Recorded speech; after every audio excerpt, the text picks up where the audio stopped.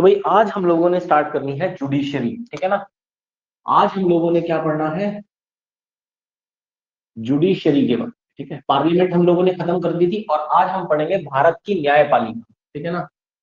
भारत की न्यायपालिका के बारे में। तो इंडियन जुडिशरी, भारतीय न्यायपालिका के बारे में पढ़ना है। देखो भाई, मैं आपको एक बात बताता हूँ। भारतीय न्यायपालिका ना, भारतीय न्यायपालिका भारत में कहा जाता है कि एकमात्र ऐसी जगह है जहां आज भी न्याय जो है ना वो जीवित है। आज भी न्याय जीवित है। लेकिन हमारी न्यायपालिका की थोड़ी सी प्रोसीडिंग्स लेट है, ठीक है ना। क्योंकि हमारी जुडिशरी का, हमारे संविधान का ये कहना है कि भले ही लाखों गुनहगार छूट जाएं, लेकिन कोई बेगुनाह फंसना नहीं चाहिए, ठीक है ना। किसी बेगुनाह को सजा नहीं मिलनी चाहिए। लेकिन इसीलिए न्याय जो है वो देर से मिलता है लोगों को, ठीक है ना। और महान फिलोसफर्स का कहना है कि justice delayed is equivalent to justice denied, कि देर से न्याय मिलना भी एक अन्याय के बराबर है। लेकिन फिर भी लोग न्यायालय में जाते हैं न्याय के लिए, क्योंकि लोगों को पता है कि कोर्ट, अगर लोगों को इस बात का पता है भाई, अगर पुलिस उनकी मदद नहीं करेगी, सरकार उनकी मदद नहीं करेगा, प्रशासन उनकी मदद नहीं करेगा, तो कोर्ट करेगा। और क्या करेगा? न्याय देगा। इसीलिए लोग न्यायपालिका में भरोसा करते हैं। और आज भी कहा जाता है न्यायपालिका में फैसले बहुत अच्छे होते हैं। आज भी ये माना जाता है कि जुडिशरी जो है आज भी बहुत अच्छे फैसले देता है, आज भी, ठीक है। और यही वो जगह है भारत में जहां आज तक हर व्यक्ति को न्याय जरूर मिला है अगर वो अपने हक के लिए लड़ा है, ठीक है। और ये एकमात्र ऐसी जगह है भारत में जहां अभी भी न्याय जीवित है, लोगों को न्याय मिलता है, भरोसा करते हैं लोग आज भी हमारे देश की न्यायपालिका से। और लोग डरते भी हैं कोर्ट से, न्यायपालिका से, क्योंकि न्यायपालिका किसी को भी किसी भी वक्त सजा सुना देती है, ठीक है ना। वो नहीं देखती कि ये व्यक्ति पहले किस पद पर था, कौन था, क्या था, ठीक है ना।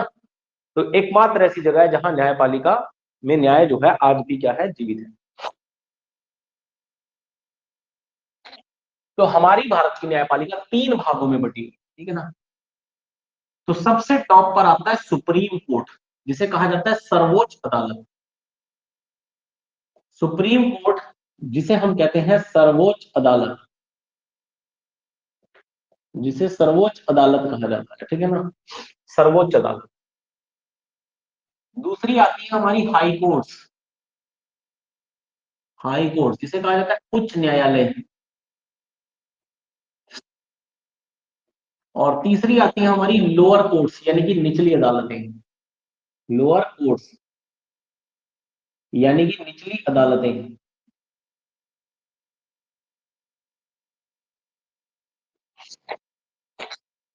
तो 3 प्रकार की अदालतें हैं। तो भारतीय जुडिशरी 3 भागों में डिवाइड है, ठीक है ना। सबसे पहले निचली अदालतें, फिर हाई कोर्ट, और सबसे टॉप पर है सुप्रीम कोर्ट। अब याद रखेगा, जो सुप्रीम कोर्ट और हाई कोर्ट है, इन्हें हम बोलते हैं अपैलेट कोर्ट्स। क्या बोलते हैं? अपैलेट कोर्ट्स, यानी कि अपील की अदालतें। क्योंकि यहां कभी भी मुकदमों की शुरुआत नहीं होती है, ठीक है ना। सिर्फ फंडामेंटल के वो राइट्स के वायलेशन पर ही आप सुप्रीम कोर्ट और हाई कोर्ट जा सकते हैं, इसके अलावा नहीं जा सकते। तो इसलिए इन्हें अपैलेट कोर्ट्स यानी कि अपील की अदालतें कहा गया, क्योंकि यहां से मुकदमों की शुरुआत होती नहीं है, ठीक है ना। यहाँ पे अपील की जाती है, ठीक है। तो इसलिए इन्हें अपैलेट कोर्ट्स, अपील की अदालतें। और लोअर कोर्ट्स को कहा जाता है ट्रायल कोर्ट्स, यानी कि परीक्षण अदालतें। लोअर कोर्ट्स को ट्रायल कोर्ट्स यानी कि परीक्षण अदालतें कहा जाता है। क्यों? क्योंकि यहां से मुकदमों का ट्रायल स्टार्ट होता है, यहां से शुरुआत होती है किसी भी मुकदमे की, ठीक है। तो इसलिए इन्हें ट्रायल कोर्ट्स कहा जाता है, ठीक है ना, ट्रायल कोर्ट्स, ठीक है। तो सबसे पहले बात करेंगे हम इसकी, सुप्रीम कोर्ट ऑफ इंडिया की। सुप्रीम कोर्ट के बारे में पढ़ेंगे, फिर हाई कोर्ट्स के बारे में, और फिर लोअर कोर्ट्स के बारे में, ठीक है, क्योंकि लोअर कोर्ट्स में तो ज्यादा कुछ है भी।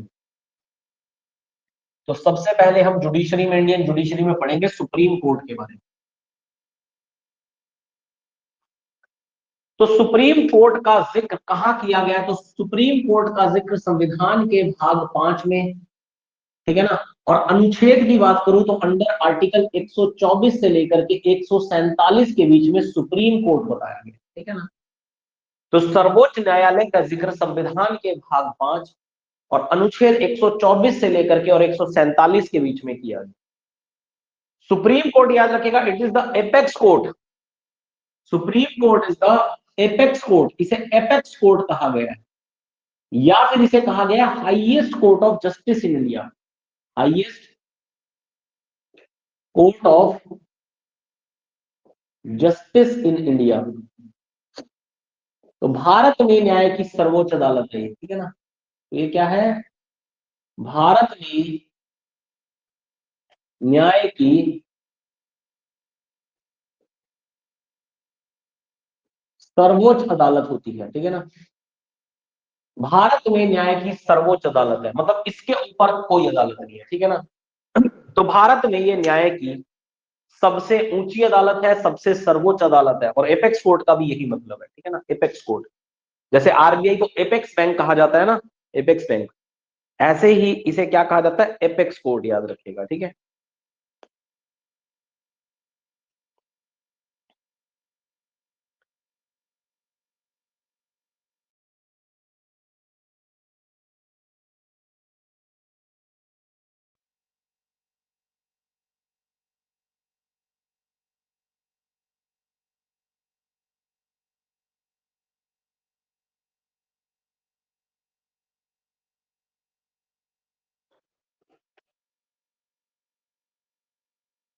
तो जैसे आरबीआई को एपेक्स बैंक कहा जाता है, तो ऐसे ही सुप्रीम कोर्ट को एपेक्स कोर्ट कहा जाता है, क्योंकि इससे ऊपर भारत में कोई कोर्ट नहीं है, सबसे हाईएस्ट कोर्ट ऑफ जस्टिस है भारत में, न्याय की सबसे सर्वोच्च अदालत है हमारा क्या, सुप्रीम कोर्ट। अब सुप्रीम कोर्ट का गठन संविधान के अनुच्छेद 124 के तहत 26 जनवरी और 1950 को किया गया, 26 जैन एंड 1950 को सुप्रीम कोर्ट की स्थापना की गई थी। तो supreme court was founded in Delhi on 26 of Jain 1950। तो सुप्रीम कोर्ट की स्थापना 26 जनवरी 1950 को दिल्ली में की गई थी, ठीक है ना, दिल्ली में की गई। अगर बात करें सुप्रीम कोर्ट के जजेस की, तो सुप्रीम कोर्ट आप जानते हैं सुप्रीम कोर्ट किसके द्वारा चलता है, तो जजेस के द्वारा चलता है, ठीक है ना, न्यायाधीशों के द्वारा चलता है। तो सुप्रीम कोर्ट में अगर न्यायाधीशों की संख्या पूछी जाए, तो सुप्रीम कोर्ट में न्यायाधीशों की संख्या है 34। कितने जजेस हैं सुप्रीम कोर्ट में, 34 न्यायाधीश हैं वर्तमान में सुप्रीम कोर्ट के अंदर, जिसमें एक चीफ जस्टिस यानी कि एक मुख्य न्यायाधीश होते हैं, और प्लस अदर जजेस यानी कि अन्य न्यायाधीश होते हैं। कितने, 33। तो प्लस 33 अन्य न्यायाधीश होते हैं, अदर जजेस, ठीक है ना। तो एक मुख्य न्यायाधीश और प्लस 33 अन्य न्यायाधीश, अन्य न्यायाधीश। तो एक मुख्य न्यायाधीश होते हैं और 33 अन्य न्यायाधीश, और टोटल 34 जजेस होते हैं सुप्रीम कोर्ट में। अब क्वेश्चन आता है कि सुप्रीम कोर्ट में के जजेस को बढ़ाने या घटाने की शक्ति किसके पास होती है। तो याद रखिएगा, parliament has the power, parliament has the power, power to increase the number of जजेस ऑफ सुप्रीम कोर्ट। तो संसद के पास यह शक्ति है, संसद के पास यह शक्ति है कि वह सर्वोच्च न्यायालय के न्यायाधीशों की संख्या को बढ़ा सकता है, न्यायाधीशों की संख्या को बढ़ा सकते हैं, ठीक है ना। तो संसद न्यायाधीशों की संख्या को बढ़ा सकते हैं। 2019 में ये संख्या 31 थी, 31 थी। उसके बाद वहां के उस समय के जो चीफ जस्टिस थे वो रंजन गोगोई साहब थे, और रंजन गोगोई साहब ने प्राइम मिनिस्टर नरेंद्र मोदी जी को सिफारिश करी थी कि कृपया हमें कुछ जजेस बढ़ाइए, क्योंकि हमारे पास बहुत सारे केसेस चल रहे हैं, बहुत सारे पेंडिंग केसेस हो रहे हैं, हमें थोड़े से जजेस की जरूरत है। तो पार्लियामेंट में मोदी जी ने फिर प्रस्ताव पेश किया, और उसके बाद एक बिल लाए, और उसके बाद 10% न्यायाधीशों की संख्या बढ़ा दी। तो जो अन्य न्यायाधीश 30 थे वो 30 से 33 हो गए, और एक मुख्य न्यायाधीश तो थी, ठीक है। 2019 तक 31 थी संख्या, 2019 में बढ़ा करके 34 की गई थी, ठीक है ना, 34 की गई थी ये संख्या। तो कौन बढ़ा सकता है सर्वोच्च न्यायालय के न्यायाधीशों की संख्या को, तो सुप्रीम कोर्ट बढ़ा सकता है। अगला क्वेश्चन है कि न्यायाधीशों की नियुक्ति कौन करता है? तो जजेस of supreme court is appointed by the president, ठीक है ना, तो याद रखिएगा, जजेस of supreme court is appointed by the, तो जजेस of supreme court is appointed by the president of India, ठीक है ना। ये बात मैंने जब जुडिशियल पावर्स करा रहा था राष्ट्रपति साहब की तब भी बताई, ठीक है। तो सुप्रीम कोर्ट के न्यायाधीशों की नियुक्ति राष्ट्रपति के द्वारा की जाती है after consulting with the prime minister, ठीक है ना। अब किताबों में लिखा गया after consulting with the prime minister, ठीक है ना। तो सर्वोच्च न्यायालय के न्यायाधीशों की नियुक्ति, सर्वोच्च न्यायालय के न्यायाधीशों की नियुक्ति, न्यायाधीशों की नियुक्ति राष्ट्रपति साहब के द्वारा की जाती है, ठीक है ना। राष्ट्रपति के द्वारा की जाती है प्रधानमंत्री से कंसल्ट करने के बाद, की जाती है, ठीक है ना, प्रधानमंत्री से कंसल्ट करने के बाद, ठीक है ना। तो राष्ट्रपति साहब प्रधानमंत्री से कंसल्ट करते हैं और उसके बाद न्यायाधीशों की नियुक्ति करते हैं। अब दरअसल ये जो लिखा हुआ है ना, यहाँ पे क्वेश्चन में पूछा जाता है सुप्रीम कोर्ट के जजेस की नियुक्ति कौन करता है, आप आंसर करते हैं प्रेसिडेंट ऑफ इंडिया, ठीक है ना, प्रेसिडेंट ऑफ इंडिया करते हैं। आप सब लोग ये बात पढ़ते हैं एग्जामिनेशन, ठीक है।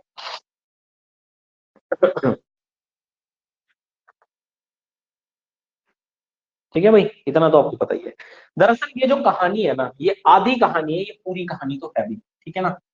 देखो, जब हमारे संविधान मेकर संविधान बना रहे थे, जिस समय संविधान मेकर एक संविधान बना रहे थे, और मैंने आपको स्टार्टिंग में भी बताया था प्रस्तावना के पेज को जब लॉक किया गया था, तो उस समय हमारे संविधान मेकर ने एक कानून पास किया था। संविधान के अंदर लिखा था कि there will be a concept of independent judiciary, कि भारत की जो न्यायपालिका होगी वो कैसी होगी, वो इंडिपेंडेंट होगी। हमारी जुडिशरी कैसी होगी, इंडिपेंडेंट होगी।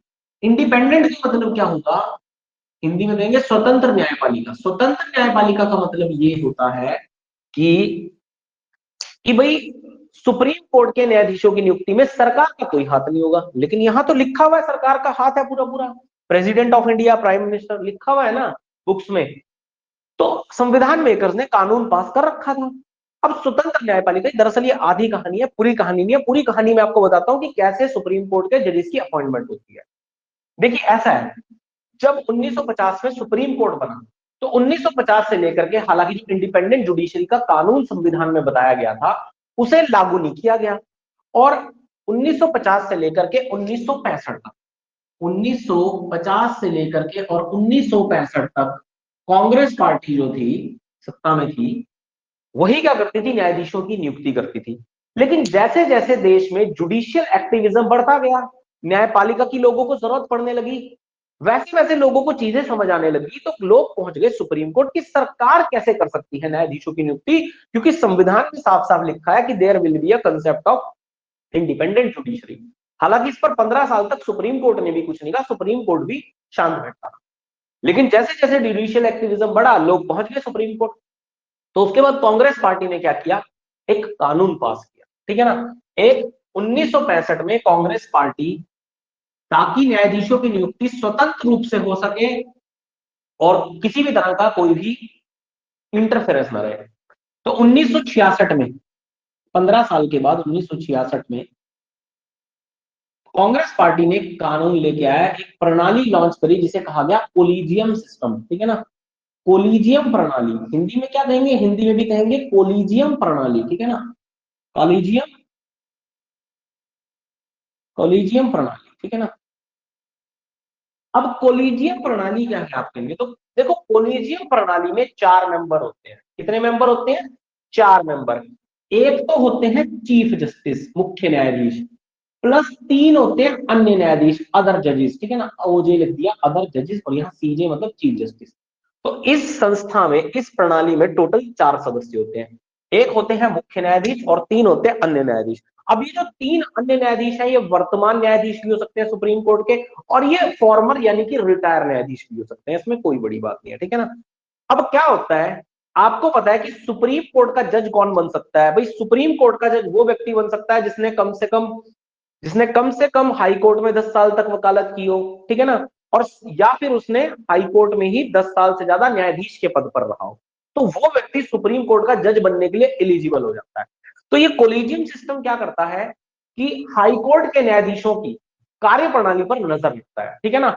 और जैसे ही क्या होता है, मान लो सुप्रीम कोर्ट में 3 न्यायाधीशों की संख्या खाली हुई, मान लो 3 न्यायाधीशों की संख्या खाली हो गई, तो ये कोलिजियम सिस्टम हाई कोर्ट के न्यायाधीशों की कार्यप्रणाली पर नजर रखता है, और जैसे 3 जजों की संख्या खाली हुई, ये 4 नाम लिख करके राष्ट्रपति साहब को भेज देता है, ठीक है ना। ये क्या करता है, 3 जजों की संख्या खाली, 4 नाम लिख के राष्ट्रपति साहब को भेज देगा। राष्ट्रपति साहब वो नाम प्रधानमंत्री साहब को भेज देंगे, ठीक है ना। अब प्रधानमंत्री साहब को उनमें से कोई भी न्यायाधीश पसंद हो या ना हो, इससे कोई फर्क नहीं पड़ता, भैया उन्हीं 4 में से 3 की नियुक्ति की जाएगी। समझ गए बात को? ठीक है, मतलब कहने के लिए, बाकी कुछ नहीं है। रिकमेंडेशन तो कोलिजियम सिस्टम की चलेगी, ठीक है। तो कोलिजियम सिस्टम ने जो ना, और ये कोलिजियम सिस्टम ना कई बार इतना ज्यादा अड़ियल होता है कि 3 जजों की संख्या होती है और 3 नाम ही लिख करके भेज देता है राष्ट्रपति के पास। तो कहने का मतलब है राष्ट्रपति के पास ये नाम आए, राष्ट्रपति साहब ने प्राइम मिनिस्टर को भेजे, प्राइम मिनिस्टर साहब ने जिन 4 में से 3 लोगों के नियुक्ति करनी है, 3 लोगों के नाम के आगे साइन कर दिए, उन्हें एज अ क्या कर दिया जाएगा, सुप्रीम कोर्ट का जज अपॉइंट कर दिया जाएगा। लेकिन अगर 3 जगह खाली है, 3 ही भेजे, तब भी 3 ही करने पड़ेंगे, कुछ नहीं कर सकते राष्ट्रपति साहब और हमारे प्रधानमंत्री साहब। समझ गए बात को? तो ये है पूरी कहानी, ठीक है ना। तो इस तरह से सुप्रीम कोर्ट के न्यायाधीशों की क्या की जाती है, नियुक्ति की जाती है। इसे कहा जाता है इंडिपेंडेंट जुडिशरी, कोलिजियम प्रणाली। लेकिन इसका एक नुकसान ये है कि आज की डेट में हमारी जो न्यायपालिका है वो मात्र 350 परिवारों में सिमट के रह चुकी है, ठीक है ना। 350 परिवारों में आप कोई भी चीफ जस्टिस वगैरह ले लीजिए, उसके कभी ना कभी कोई ना कोई चीफ जस्टिस रहे हुए हैं उनके, ठीक है ना। कभी ना कोई सुप्रीम कोर्ट में, हाई कोर्ट में, कहीं ना कोई जजेस हैं, ठीक है ना। इसका ये है, इसका बस ये है कि थोड़े से परिवारों में ही देश की न्यायपालिका सिमटी हुई है, ठीक है भाई। तो समझ आ रही है कैसे होती है नियुक्ति सुप्रीम कोर्ट के जजेस की? ठीक है, तो इस तरह से सुप्रीम कोर्ट के न्यायाधीशों की क्या होती है, नियुक्ति की जाती है, ठीक है ना, सुप्रीम कोर्ट के जजेस की। ठीक है, आई होप इतनी बात आपको समझ में आई होगी। अब आप जानते हैं कि 2014 में एक तेज तर्रार सरकार आई देश में, है ना। नरेंद्र मोदी जी की सरकार बनी 2014 में, ठीक है। 2014 में नरेंद्र मोदी जी की सरकार बनी। नरेंद्र मोदी जी जब सत्ता में आए भाई साहब, नरेंद्र मोदी जी की सरकार ने कहा कि हम गीता को क्या करेंगे भाई साहब, नेशनल ग्रंथ घोषित करेंगे। सुप्रीम कोर्ट ने भैया रोक लगा दी। सुप्रीम कोर्ट ने कहा इंडिया एक सेक्युलर कंट्री है जिसमें कोई भी नेशनल ग्रंथ जिसका नहीं हो सकता। उसके बाद मोदी जी की सरकार ने कहा कि भैया हम गीता को जो है वो सरकारी स्कूलों में पढ़ाएंगे। तो सुप्रीम कोर्ट ने उस पर भी रोक लगा दी। भैया आर्टिकल जो है वॉयलेशन है एक आर्टिकल का, ठीक है, वो मैं आपको फंडामेंटल राइट्स में पढ़ा भी चुका हूँ आर्टिकल्स, ठीक है।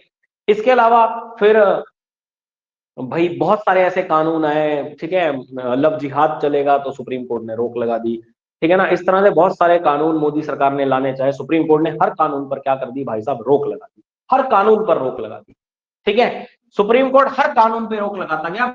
अब मोदी जी हो गए भाई साहब आग बबूला। मोदी जी ने कहा कि भाई साहब सरकार मेरे पास, संसद मेरे पास, बहुमत भी मेरे पास, और सुप्रीम कोर्ट तो मुझे काम नहीं करने दे, सुप्रीम कोर्ट तुम मुझे काम नहीं करने दे रहे। तो मोदी जी ने 2015 में, जनवरी 2015 में क्या किया, जनवरी 2015 के अंदर नरेंद्र मोदी जी ने एक NJAC, इसे कहा गया नेशनल जुडिशियल अपॉइंटमेंट कमीशन नाम का ट्रम्प कार्ड उठा करके संसद में फेंका। Trump card, national judicial appointment commission, ठीक है ना। जनवरी 2015 में इसे फेंका गया, और मार्च 2015 में भाई साहब इस नेशनल जुडिशियल अपॉइंटमेंट कमीशन को लोकसभा, राज्यसभा दोनों से पास करा लिया गया, प्लस राष्ट्रपति ने हस्ताक्षर कर दिए, और ये एक कानून, ये नेशनल जुडिशियल अपॉइंटमेंट कमीशन क्या बन गया, एक कानून बन गया। और इसको कोलेजियम सिस्टम को कैंसिल कर दिया गया, खारिज कर दिया गया। कहा गया कि आज के बाद कोलेजियम सिस्टम किसी भी प्रकार की क्या नहीं करेगा, कोलेजियम सिस्टम किसी भी प्रकार की सिफारिश नहीं करेगा जजेस की अपॉइंटमेंट में, ठीक है। तो भाई साहब हुआ ये कि अब लोगों ने पूछा कि आप हमें बताइए कि नेशनल जुडिशियल के अपॉइंटमेंट कमीशन के सदस्य कौन कौन लोग होंगे। तो प्रधानमंत्री जी ने बताया कि प्राइम मिनिस्टर इसका मेंबर होगा, ठीक है ना। लॉ मिनिस्टर इसका मेंबर होगा, और एक जज को लिया है वो चीफ जस्टिस को, जज चीफ जस्टिस भी इसके मेंबर होंगे, ठीक है। और उन्होंने कहा अब लीडर ऑफ ऑपोजिशन भी इसका मेंबर होगा। मतलब उन्होंने क्या किया, न्यायाधीशों में तो सिर्फ एक बंदे को उठाया और बाकी सब नेता लोगों को घुसा दिया नेशनल जुडिशियल अपॉइंटमेंट कमीशन में। अब आपको पता है कि नेतागिरी जहां आएगी भाई, गंदगी तो वहां मचेगी मचेगी, और अकेला चीफ जस्टिस चार बंदों के बीच में तो उसकी मेजोरिटी रहेगी नहीं, वो बोल नहीं पाएगा। मतलब मोदी जी इंडिपेंडेंट जुडिशरी को थोड़ा सा काटने की कोशिश कर रहे थे और उसको खत्म करने की कोशिश कर रहे थे, क्योंकि उन्होंने नेतागिरी को बीच में घुसा दिया। समझ रही है, आ रही है बात, ठीक है, नेताओं को। उसके बाद एक बहुत बड़े वकील थे जिनका नाम था गोपाल सुब्रमण्यम। गोपाल सुब्रमण्यम वही है जिन्होंने नरेंद्र मोदी जी की सरकार के खिलाफ गुजरात में जो गोधरा राइट्स, गोधरा दंगे हुए थे, उसमें भी मोदी जी के खिलाफ जो है वकालत की थी, ठीक है ना। और कई बार मोदी जी की गुजरात सरकार को कटघरे में खड़ा किया है हमारे गोपाल सुब्रमण्यम साहब ने।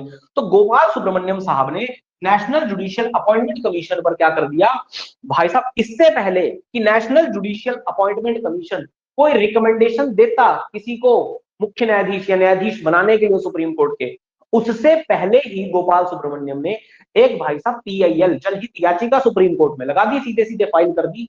और उन्होंने कहा कि ये इंडिपेंडेंट जुडिशरी को क्या कर दिया, वॉयलेट कर दिया। भाई साहब इस पीआईएल को सुप्रीम कोर्ट में स्वीकार कर लिया गया, मामले को एक्सेप्ट कर लिया गया। और भाई साहब गोपाल सुब्रमण्यम के खिलाफ मोदी सरकार ने attorney general, solicitor general, additional solicitor general, पूरी की पूरी अपनी लॉ मिनिस्ट्री जो थी वो सुप्रीम कोर्ट ऑफ इंडिया के अंदर भाई साहब उतार दी। और सुप्रीम कोर्ट ऑफ इंडिया ने 18 अक्टूबर 2015 को एक ऐतिहासिक फैसला सुनाया और इस नेशनल जुडिशियल अपॉइंटमेंट कमीशन को अनकॉन्स्टिट्यूशनल करार करते हुए खारिज कर दिया, ठीक है ना, खारिज कर दिया। तो 18 अक्टूबर 2015 को भाई साहब इस नेशनल जुडिशियल अपॉइंटमेंट कमीशन को क्या कर दिया गया, खारिज कर दिया गया। लगभग 9 महीने की बहस के बाद खारिज कर दिया गया और वापस से कोलिजियम सिस्टम को क्या कर दिया गया, एक्टिवेट कर दिया गया। और इसे अनकॉन्स्टिट्यूशनल, गैर कॉन्स्टिट्यूशनल और संवैधानिक बताते हुए इसे समाप्त कर दिया गया। कहा जाता है कि सरकार के मुंह पे बहुत बड़ा तमाचा मारा था सुप्रीम कोर्ट ने ये, ठीक है ना। मतलब देखिए, अब आप देखिए कि हमारा सुप्रीम कोर्ट इतना सुप्रीम है जो कि संसद के बनाए कानून पर, राष्ट्रपति के हस्ताक्षर हुए कानून तक पर रोक लगा सकता है, और हमारी संसद, हमारे राष्ट्रपति साहब कुछ नहीं कर सकते उसके। समझिए बात को। तो सुप्रीम कोर्ट की पावर देखिए, इतनी पावर है सुप्रीम कोर्ट की कि वो संसद से पास हुए कानून पर, राष्ट्रपति के सिग्नेचर हुए कानून पर रोक लगा देते हैं। समझ रहे हैं बात को। और कहते हैं इस तरह से हमारी डेमोक्रेसी को, हमारी इंडिपेंडेंट जुडिशरी को बचाया गया, ठीक है ना। तो ये है सुप्रीम कोर्ट की पावर, ठीक है, इसे कहते हैं सुप्रीम कोर्ट की पावर। चलिए, यहां तक आई होप सारी बात समझ में आ गई होगी। अब किस तरह से सुप्रीम कोर्ट के जजेस की नियुक्ति की जाती है आपको, ठीक है, ये सारी चीज समझ में आ गई होगी, ठीक है। और बीच में एक बार छेड़छाड़ करने की भी कोशिश की गई थी, हालांकि वो कामयाब नहीं हो पाई थी वो कोशिश, ठीक है, क्योंकि किसी ने जनहित याचिका लगाई और उसके बाद इसे खारिज कर दिया, ठीक है। चलिए, अच्छा, एक पावर प्रेसिडेंट ऑफ इंडिया के पास जरूर थी, एक पावर, और वो पावर क्या थी, तो भाई वो पावर थी प्रेसिडेंट ऑफ इंडिया के पास चीफ जस्टिस की अपॉइंटमेंट करने की, मुख्य न्यायाधीश की। भाई चीफ जस्टिस की अपॉइंटमेंट राष्ट्रपति कर सकते थे जिसको भी वो चाहते थे। तो chief justice is appointed by president of India, appointed by president of India. तो मुख्य न्यायाधीश की नियुक्ति राष्ट्रपति के द्वारा की जा सकती थी। और जो 34 न्यायाधीश हैं उनमें से 33 न्यायाधीश हैं, उनमें से किसी को भी क्या कर सकते थे, न्यायाधीश बना, किसी को भी बना सकते, इस पर कोई आपत्ति नहीं थी, ठीक है ना। संविधान में किसी को भी बना सकते थे। लेकिन हमारे राष्ट्रपति चीफ जस्टिस किसको, किसकी नियुक्ति करते थे, जो सीनियर मोस्ट हुआ करता था उन 33 में, जो भी 33 में सीनियर मोस्ट हुआ करता था उसकी नियुक्ति करते थे। लेकिन कर किसी की भी सकते थे, जूनियर की भी कर सकते थे करने को, लेकिन कर ही नहीं किया, ठीक है ना। लेकिन 1970s की बात है, कब की बात है, 1970s की बात है। 1970s में भाई एक 1970s में एक सुप्रीम कोर्ट के जज थे जिनका नाम था अजीत नाथ रे साहब। अजीत नाथ रे साहब 1970s में एक सुप्रीम कोर्ट के जज थे, जो कि सुप्रीम कोर्ट में 9th सीनियर जज थे, ठीक है ना, 9th सीनियर जज थे सुप्रीम कोर्ट में, ठीक है। तो 9th सीनियर जज थे अजीतनाथ रे साहब, ठीक है ना, ये 9 सीनियर जज थे। तो कहते हैं अजीतनाथ रे साहब की, अब ऐसा ना मैं नहीं कह रहा, ऐसा राजनीतिक गलियारों की खबरें हैं ये, ऐसा मैं नहीं कह रहा। कहते हैं कि इन अजीतनाथ रे साहब की इंदिरा गांधी जी के साथ थोड़ी करीबियां थी, ठीक है ना। और कहते हैं कि उस समय के तत्काल जो राष्ट्रपति थे, उन्होंने क्या किया कि अजीतनाथ रे को रातों रात जो है क्या बना दिया, भारत का चीफ जस्टिस बना दिया। क्या करा, इन्हें चीफ जस्टिस बना दिया गया। अब इनके ऊपर जो इनके 8 सीनियर जज बैठे थे, भाई साहब उन्हें इस बात का बहुत बुरा लगा, उन्हें इस बात का बहुत बुरा लगा कि इन्होंने हमारे जूनियर को क्या था, जूनियर को हमारा क्या बना दिया, चीफ जस्टिस बना दिया। भाई उनका कहना था आपको 8 लोग क्यों नहीं पसंद आए, आप एक कारण ये हो सकता है आपको सबसे सीनियर ना पसंद हो तो आप सेकंड सीनियर को बनाते, चलो सेकंड सीनियर भी नहीं पसंद था तो थर्ड को तो बना देते, लेकिन आपने तो सीधे 9th सीनियर को चुन लिया। अब ये तो बड़ी गलत बात होगी। तो भाई साहब जो 8 सीनियर जज थे और इसके अलावा इनके भी जो जूनियर जजेस थे वो सारे के सारे सुप्रीम कोर्ट में धरने पर बैठ गए, ठीक है ना। और उनके साथ साथ सुप्रीम कोर्ट के जो बड़े बड़े वकील थे वो भी भाई साहब धरने पर बैठ, वो भी धरने पर बैठ गए और उन सबने मिलकर के सरकार पर ही एक केस कर दिया, advocates on records versus union government of India. एक केस थोप दिया सरकार के ऊपर जिसका नाम था advocates on records, sorry, advocates on records versus union government of India, union government of India. ये एक केस थोप दिया उन्होंने सरकार के ऊपर। और फाइनली इस केस में भी 1993 में सुप्रीम कोर्ट ने एक ऐतिहासिक फैसला सुनाया। 1993 में सुप्रीम कोर्ट ने कहा कि राष्ट्रपति जो हैं वो चीफ जस्टिस की नियुक्ति कर सकते हैं, लेकिन उस व्यक्ति को सीनियर मोस्ट होना पड़ेगा।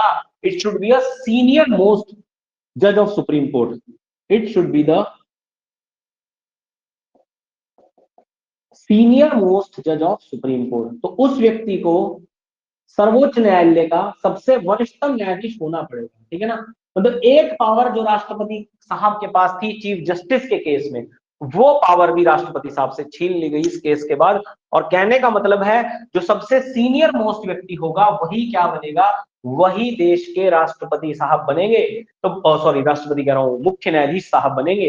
अब इस समय कौन है भारत के चीफ जस्टिस, तो इस समय चंद्रचूड़ साहब है, ठीक है ना। कौन है, चंद्रचूड़ साहब है। उससे पहले कौन थे, उससे पहले पीवी रमन्ना साहब थे। उससे पहले कौन थे, तो उससे पहले भाई हमारे रंजन गोगोई साहब थे, ठीक है ना। उस नहीं, उससे पहले शरद अरविंद बोबड़े साहब थे। उससे पहले कौन थे, उससे पहले रंजन गोगोई साहब थे। उससे पहले कौन थे, तो उससे पहले दीपक मिश्रा जी थे, है ना।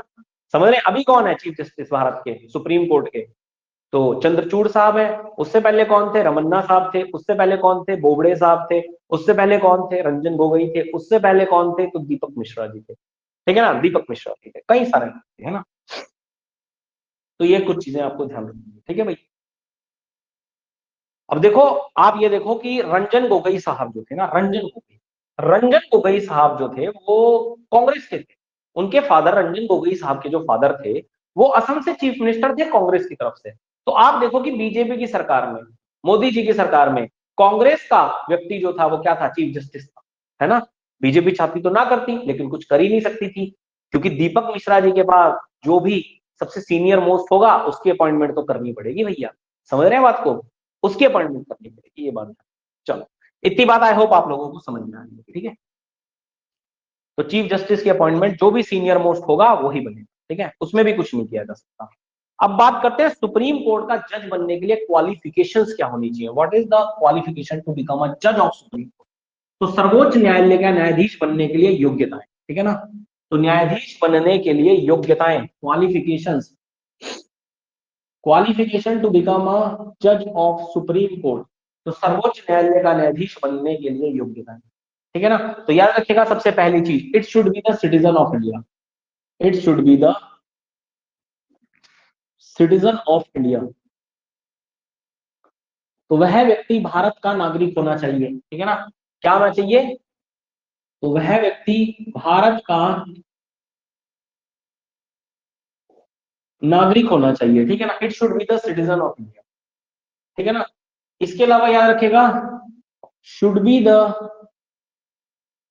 जज ऑफ हाई कोर्ट, जज of high court for 5 years और advocate of high court for 10 years, for 10 years। अब कहा गया या तो वह उच्च न्यायालय का 5 वर्षों तक न्यायाधीश रहा हो, उच्च न्यायालय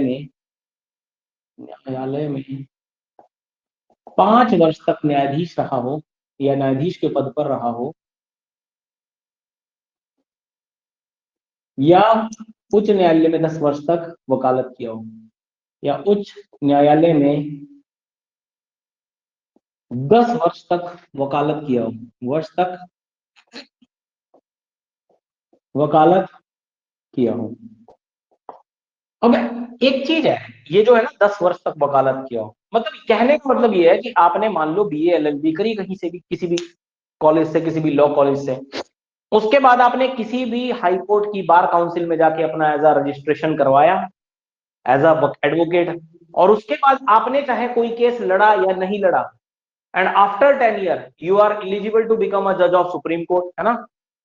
भाई आपने किसी हाई कोर्ट की बार काउंसिल में जाके रजिस्ट्रेशन कराया, और 10 साल के बाद आपने चाहे 10 साल तक कोई केस लड़ा नहीं लड़ा, लेकिन 10 साल के बाद आप एलिजिबल हो जाते हैं क्या, सुप्रीम कोर्ट का जज बनने के लिए। तो ऐसे तो बहुत सारे लोग आ जाएंगे, मुझे बनाओ, है ना। तो इसलिए इसमें एक तीसरी क्वालिफिकेशन को भी जोड़ा गया, ठीक है ना। तो the person should be distinguished jurist, the person should be distinguished jurist in the eyes of president of India। तो वह व्यक्ति भारत के राष्ट्रपति की नजर में, वह व्यक्ति भारत के राष्ट्रपति की नजर में न्याय करने वाला होना चाहिए, न्याय करने वाला होना चाहिए। अब कौन व्यक्ति होता है जो राष्ट्रपति साहब की नजर में न्याय करने वाला होता है? तो वो होता है जो सरकार के खिलाफ फैसले ना सुनाता, ठीक है ना, जो सरकार के खिलाफ फैसले ना सुनाता हो, ऐसा व्यक्ति, ठीक है ना। मतलब कहने का मतलब ये है कि मान लो कि सुप्रीम कोर्ट में 3 न्यायाधीशों की संख्या खाली है, कोलिजियम सिस्टम ने 4 नाम लिख करके दिए, 4 नाम लिख करके दिए, ठीक है ना, और राष्ट्रपति साहब ने 4 नाम वो प्रधानमंत्री साहब के पास भेज दिए। अब मान लो उसमें से 4 में से 3 तो प्रधानमंत्री साहब के दुश्मन, और एक जो था वो कट्टर दुश्मन, मतलब कट्टर दुश्मन का तो नंबर गया समझ लो, है ना। लेकिन जो 3 दुश्मन है उनकी तो अपॉइंटमेंट करनी पड़ेगी, आप कुछ कर ही नहीं सकते, समझ रहे हैं बात को। उन्हीं 4 में से आपको 3 करनी पड़ेगी, ठीक है, समझ रहे हैं इस बात को। अच्छा, एक बात की बात मैं आपको बताता हूँ, 2017-18 के आसपास की बात है, 2017-18 के आसपास की बात है। हुआ ये कि सुप्रीम कोर्ट में 3 न्यायाधीशों की संख्या खाली, 3 न्यायाधीशों की संख्या का खाली, 2017-18 की बात, सुप्रीम कोर्ट में 3 न्यायाधीशों की संख्या खाली, और कोलिजियम सिस्टम ने 3 ही नाम लिख करके दे दिए किसको, राष्ट्रपति साहब को, कि इनकी अपॉइंटमेंट करो आप, ठीक है ना। 3 ही नाम लिख के दे दिए। अब राष्ट्रपति साहब ने वो मोदी जी के पास भेजे वो नाम। अब प्राइम मिनिस्टर साहब ने, मोदी जी ने क्या किया, 3 नाम देखे। अब 3 नाम जो देखे मोदी जी ने, उसमें से एक नाम पड़ा, ठीक है, दूसरा नाम पड़ा, ठीक है, तीसरा नाम जो पड़ा, भाई साहब कहते हैं वो देख करके तो मोदी जी के भाई साहब कहते हैं कि बस आग लग गई, कहते हैं, वो कहते हैं ना आग लग गई भाई साहब। तो ये होगा तीसरा नाम किसका था, तो तीसरा नाम था उन्हीं गोपाल सुब्रमण्यम साहब का, जिन्होंने नेशनल जुडिशियल अपॉइंटमेंट कमीशन के खिलाफ क्या लगाई थी, पीआईएल लगाई थी सुप्रीम कोर्ट में, ठीक है ना। तीसरा नाम देख करके तो भाई साहब मोदी जी हो गए आग बबूला वापस, ठीक है ना। और मोदी जी ने क्या किया, मोदी जी ने कहा अगर ये व्यक्ति इस सीट पर आ गया तो ये तो हमारे खिलाफ फैसलों पे फैसले सुनाएगा। तो मोदी जी ने क्या किया, कोलिजियम सिस्टम को रिक्वेस्ट करी कि कृपया करके हमें एक नाम और रिकमेंड कीजिए इसके साथ, ठीक है ना, कृपया करके एक नाम और दे दीजिए बस हमें, मतलब एक नाम काटना है इस लिस्ट में से, इन 3 में से गोपाल सुब्रमण्यम का नाम काटना है, अब प्लीज एक नाम और रिकमेंड कर। तो कोलिजियम सिस्टम ने प्रधानमंत्री जी की रिस्पेक्ट रखते हुए एक नाम जस्टिस उदय का भेज दिया, जस्टिस उदय का भेज दिया, और प्राइम मिनिस्टर साहब ने फौरन नाम काट दिया किसका, गोपाल सुब्रमण्यम साहब का, और फौरन जस्टिस उदय को क्या बना दिया, जज बना दिया। ठीक है ना। अगले दिन गोपाल सुब्रमण्यम साहब ने बहुत बड़ी प्रेस कॉन्फ्रेंस करी है और कहा कि मोदी जी को जो है ना सुप्रीम कोर्ट में वो एक जज नहीं बल्कि एक मित्र की जरूरत है ना। समझ रहे बात को? चल तो ये बात भी समझ में आ रही होगी आपको, ठीक है। लेकिन मैं आपको बता दूं, अगर अगर कोलिजियम सिस्टम अड़ जाता ना कि नहीं हम नहीं देंगे कोई नाम एक्स्ट्रा, तो प्रेसिडेंट साहब को नियुक्ति करनी पड़ जाती। समझ रहे हैं? तो प्रेसिडेंट साहब को जजेस की नियुक्ति करनी पड़ जाती। लेकिन कोलिजियम सिस्टम ने प्राइम मिनिस्टर की ओहदे का सम्मान करते हुए एक नाम दे दिया, जस्टिस खुदे का नाम, ठीक है। तो आई होप ये सारी चीजें आपको समझ में आ गई होंगी, जजेस की अपॉइंटमेंट वगैरह कैसे की जाती है, ठीक है ना। किताबें पढ़ते हैं हम लोग, लेकिन किताबों में बहुत आधी कहानी होती है ना, हम यही पढ़ते आते हैं, बस राष्ट्रपति करते हैं ना। हाँ राष्ट्रपति करते हैं, कोई गलत बात नहीं है, लेकिन राष्ट्रपति के पास कुछ खास पावर नहीं है, ठीक है। चलिए अब बात करते हैं oath term salary resignation. Oath term salary resignation. तो सुप्रीम कोर्ट के जजेस को उनके पद की शपथ कौन दिलाता है? तो राष्ट्रपति साहब दिलाते हैं। कौन दिलाते हैं? राष्ट्रपति साहब। सुप्रीम कोर्ट के जजेस का टर्म का मतलब होता है कार्यकाल कितने समय का होता है, तो याद रखिएगा 65 वर्ष या 6 वर्ष, जो भी पहले कंप्लीट हो, which ever is earlier completed, ठीक है ना, अर्लियर कंप्लीटेड, तो दोनों में से जो भी पहले पूरा हो, ठीक है। मान लो कोई व्यक्ति 62 साल की उम्र में जज बनेगा सुप्रीम कोर्ट का, तो वो 65 पे रिटायर हो जाएगा। कोई 50 साल में बनेगा तो वो 56 पे रिटायर हो जाएगा। तो 65 साल या 6 वर्ष जो भी पहले पूरा हो। सैलरी की बात करें तो चीफ जस्टिस को सैलरी मिलती है 2,80,000 रुपए। चीफ जस्टिस साहब को सैलरी मिलती है 2,80,000 रुपए। और इसके अलावा अन्य न्यायाधीशों को सैलरी मिलती है 2,50,000, 2,50,000 रुपए प्रति माह, ठीक है ना। और प्लस 50% पेंशन भी मिलती है दोनों को ही आफ्टर रिटायरमेंट, ठीक है ना। दोनों को ही 50% पेंशन भी दी जाती है सेवानिवृत्ति के बाद। इस्तीफा किसे देंगे? तो राष्ट्रपति साहब ने नियुक्ति की थी, तो इस्तीफा भी राष्ट्रपति साहब को ही जाएगा इन न्यायाधीशों, ठीक है ना, राष्ट्रपति साहब को जाएगा। अब अगर बात करें रिमूवल की कि इन न्यायाधीशों को हटाया कैसे जाता है, ठीक है ना, रिमूवल ऑफ जजेस ऑफ सुप्रीम कोर्ट। रिमूवल, इन्हें हटाने की क्या प्रक्रिया है? रिमूवल ऑफ जजेस ऑफ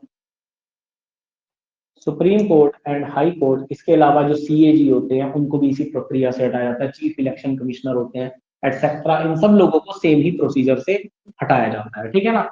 इन लोगों को सेम ही प्रोसीजर से हटाया जाता है। तो देखते हैं सबसे पहले कैसे हटाएंगे। तो सबसे पहले क्या करेंगे, सुप्रीम कोर्ट के न्यायाधीशों पर जो भी आरोप होंगे उनको एक कागज पर लिखा जाएगा, उनको एक कागज पर लिखा जाएगा और उस कागज को एक प्रस्ताव के रूप में संसद में पेश किया जाएगा, ठीक है ना। संसद में किस हाउस में पेश किया जाएगा? तो इस प्रस्ताव को आप आइदर हाउस, किसी भी सदन में पेश कर सकते हैं। आइदर हाउस, किसी भी सदन में। आपका मन है तो आप लोकसभा लेके जाइए, आपका मन है तो आप राज्यसभा में लेके जाइए, कोई दिक्कत नहीं है।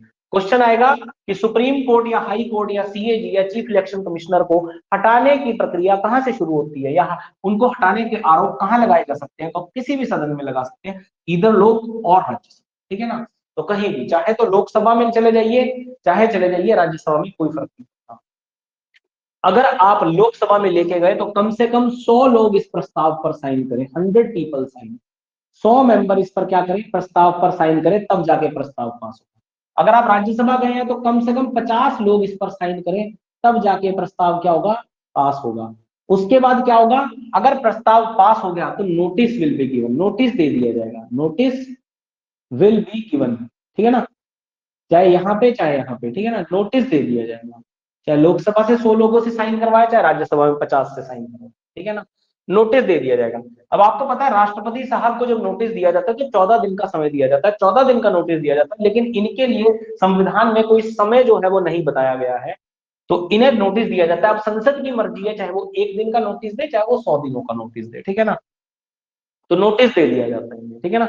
उसके बाद कार्यवाही शुरू होती है, क्या होती है, प्रोसीडिंग्स शुरू होती है, प्रोसीडिंग्स। भाई संसद क्या करेगी, संसद न्यायाधीश साहब पर आरोप लगाएंगे और न्यायाधीश साहब जो होंगे वो अपने आरोपों से अपनी बेगुनाही साबित करेंगे।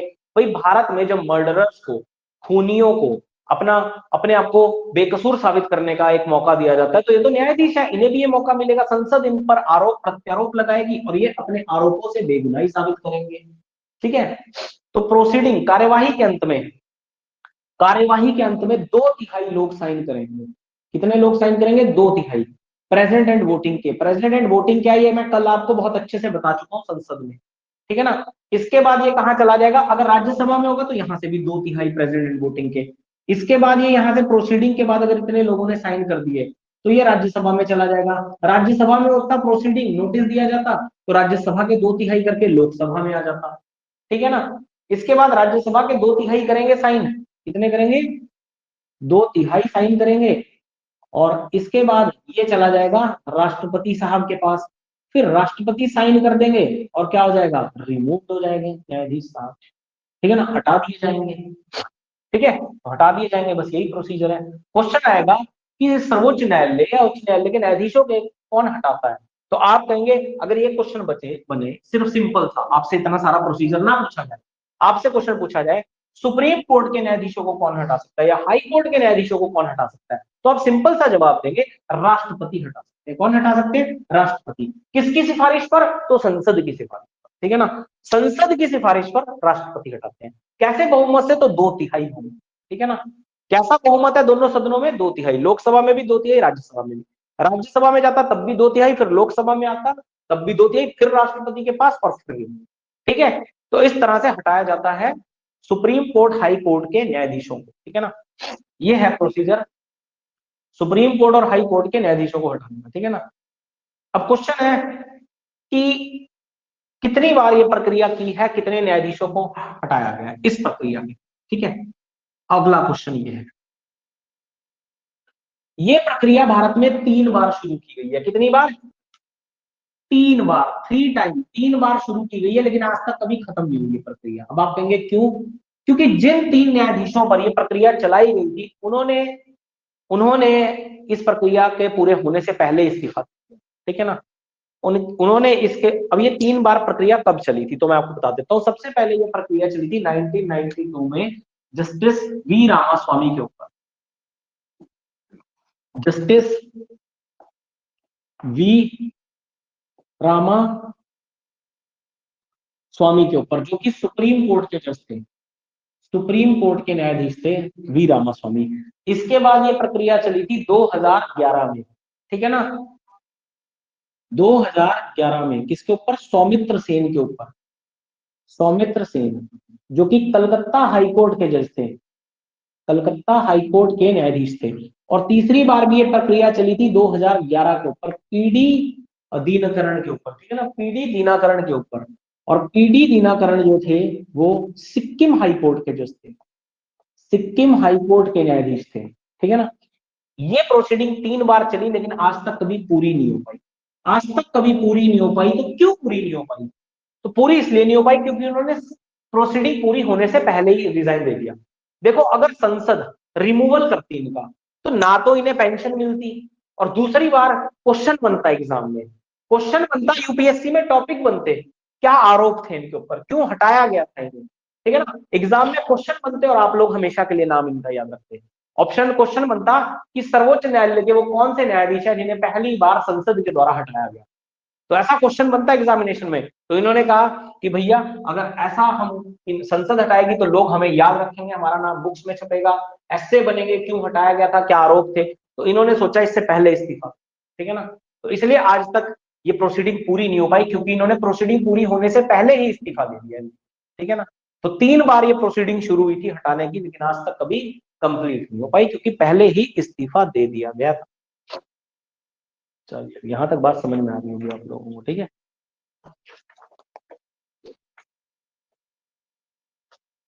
अब मैं बात करता हूं जूरिसडिक्शन ऑफ सुप्रीम कोर्ट, सर्वोच्च न्यायालय के क्षेत्राधिकार, ठीक है। सुप्रीम कोर्ट के क्षेत्राधिकार की बात करते हैं हम, सर्वोच्च न्यायालय के क्षेत्राधिकार,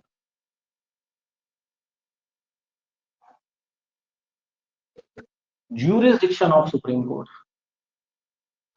ज्यूरिसडिक्शन ऑफ सुप्रीम कोर्ट, तो सर्वोच्च न्यायालय का क्षेत्राधिकार, ज्यूरिसडिक्शन ऑफ सुप्रीम कोर्ट। तो सबसे पहले लिखिए ओरिजिनल ज्यूरिसडिक्शन, सबसे पहले लिखिए ओरिजिनल ज्यूरिसडिक्शन, इसे कहा जाता है मूल क्षेत्राधिकार, मूल क्षेत्राधिकार, ओरिजिनल ज्यूरिसडिक्शन, मूल क्षेत्राधिकार।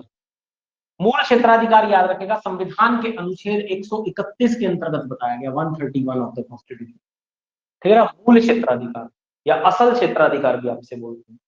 तो मूल क्षेत्राधिकार का मतलब क्या होता है, अगर कभी भी सेंटर और स्टेट यानी कि केंद्र और राज्य, या फिर किसी राज्य और राज्य, या फिर किसी स्टेट और यूनियन टेरिटरी, किसी राज्य और केंद्र शासित प्रदेश के बीच में किसी भी तरह का कोई भी डिस्प्यूट होता है, तो वो सर्वोच्च न्यायालय के द्वारा निपटाया जाता है, ठीक है ना। इस विवाद को सुप्रीम कोर्ट सॉल्व करता है, और ये सुप्रीम कोर्ट का क्षेत्राधिकार है, ठीक है ना। अगर कभी भी केंद्र राज्य के बीच में कोई विवाद है, राज्य के बीच में कोई विवाद है, राज्य केंद्र शासित प्रदेश के बीच में विवाद है, और ऐसे डिस्प्यूट्स को बोला जाता है इंटर स्टेट डिस्प्यूट्स। क्या बोला जाता है, इंटर स्टेट डिस्प्यूट्स, याद रखिएगा। अंतर राज्य विवाद क्या बोलते हैं इसको हिंदी में, अंतर राज्य विवाद, इसको बोलते हैं अंतर राज्य विवाद, इंटर स्टेट डिस्प्यूट्स, ठीक है ना। अंतर राज्य विवाद, ठीक है ना, इंटर स्टेट डिस्प्यूट्स बोला जाता है, अंतर राज्य विवाद, ठीक है ना। और इंटर स्टेट डिस्प्यूट्स जिस समय, याद रखेगा, supreme court inter state dispute solve करता है, ये उसका ओरिजिनल ज्यूरिसडिक्शन है। उस समय supreme court as a federal court काम करता है, क्या करता है, एज अ फेडरल कोर्ट, संघात्मक न्यायालय के रूप, में काम करता है। 11 मई 2019 को क्वेश्चन पूछा गया था टीजीटी आर्ट्स कमीशन के एग्जामिनेशन में कि supreme court as a federal court काम कब करता है, supreme court as a federal court किस समय काम करता है। 11 मई 2019 को पेपर हुआ था टीजीटी आर्ट्स कमीशन का, उसमें क्वेश्चन था। तो कब काम करता है, जब वो इंटर स्टेट डिस्प्यूट्स को सॉल्व करता है, क्या कहेंगे, जब वो इंटर स्टेट डिस्प्यूट्स, अंतर राज्य विवादों को सॉल्व करता है, ठीक है ना। और ये कैसा उसका क्षेत्राधिकार है, तो मूल क्षेत्राधिकार है। इंटर स्टेट डिस्प्यूट्स के विवादों को सॉल्व करना सुप्रीम कोर्ट का कैसा क्षेत्राधिकार है, तो ओरिजिनल ज्यूरिसडिक्शन है। ये ओरिजिनल ज्यूरिसडिक्शन याद रखिएगा, हाई कोर्ट के पास नहीं होता, ये हाई कोर्ट के पास नहीं होता है ओरिजिनल ज्यूरिसडिक्शन, याद रखिएगा, मूल क्षेत्राधिकार। जैसे कि जो कावेरी नदी है, कावेरी नदी के पानी को लेकर के तमिलनाडु, केरल वगैरह 2-3 राज्य हैं, कर्नाटक वगैरह, जिनके बीच में विवाद है। यमुना के पानी को लेकर के दिल्ली और हरियाणा के बीच में विवाद है। तो इस तरह के डिस्प्यूट्स को कौन सॉल्व करेगा, तो सुप्रीम कोर्ट सॉल्व करेगा। इसे कहते हैं इंटर स्टेट, राज्यों के आंतरिक मामले, ठीक है ना, इंटर स्टेट, अंतर राज्यीय विवाद, ठीक है ना। और जब अंतर राज्यीय विवाद काम करता है, देखो सिंपल सी बात है, कोई विवाद है दो स्टेट के बीच में, ठीक है ना, दो राज्यों के बीच में मान लो कोई विवाद, अगर दो राज्यों के बीच में कोई विवाद है, मान लो दिल्ली छोड़ो, हरियाणा पंजाब के बीच में कोई विवाद है किसी नदी को लेकर, देखो हरियाणा हाई कोर्ट सॉल्व करेगा तो हरियाणा की पैरवी करेगा, पंजाब हाई कोर्ट करेगा तो पंजाब के लिए अच्छा करेगा। तो इसलिए वो थोड़ा सा सरकार का, वहां लोकल सरकार का प्रेशर ना आए, इसलिए सुप्रीम कोर्ट सबसे पावरफुल चीज है, तो सुप्रीम कोर्ट को ये काम दिया गया, ठीक है ना, ताकि बिल्कुल फेयर डिसीजन है, ठीक है ना। तो ऐसे डिस्प्यूट्स को बोलते हैं इंटर स्टेट डिस्प्यूट्स, जो दो राज्यों के बीच में, राज्य के बीच में, राज्य केंद्र के बीच में, या राज्य केंद्र शासित प्रदेश के बीच में, ठीक है। और जब supreme court inter state dispute solve करता है, तो एज अ उसे क्या कहा जाता है, सुप्रीम कोर्ट को फेडरल कोर्ट। ये क्वेश्चन बड़ा है, ठीक है। चलिए, इसके अलावा ओरिजिनल ज्यूरिसडिक्शन में क्या आता है, तो ओरिजिनल ज्यूरिसडिक्शन में आता है जब सुप्रीम कोर्ट, मैंने आपको बताया था, सुप्रीम कोर्ट राष्ट्रपति और उपराष्ट्रपति के निर्वाचन से संबंधित कोई विवाद को सुलझाता है, निर्वाचन से, राष्ट्रपति और उपराष्ट्रपति के निर्वाचन से संबंधित विवाद को निपटाता है या सुलझाता है, ठीक है ना, निपटाता है या फिर सुलझाता है। तो ये भी सुप्रीम कोर्ट का क्या है, ओरिजिनल ज्यूरिसडिक्शन है। मैंने आपको आर्टिकल 71 पढ़ाया था ना, अनुच्छेद 71, कि राष्ट्रपति और उपराष्ट्रपति के चुनाव से संबंधित अगर कोई विवाद होता है तो उसका निपटारा कौन करता है, तो उसका निपटारा करता है सुप्रीम कोर्ट ऑफ इंडिया। कौन करता है, सुप्रीम कोर्ट ऑफ इंडिया उसका निपटारा करता है। आपको पता है ये बात, ठीक है ना, आपको इस बात का। तो ये सुप्रीम कोर्ट का कैसा क्षेत्राधिकार है, तो ओरिजिनल ज्यूरिसडिक्शन।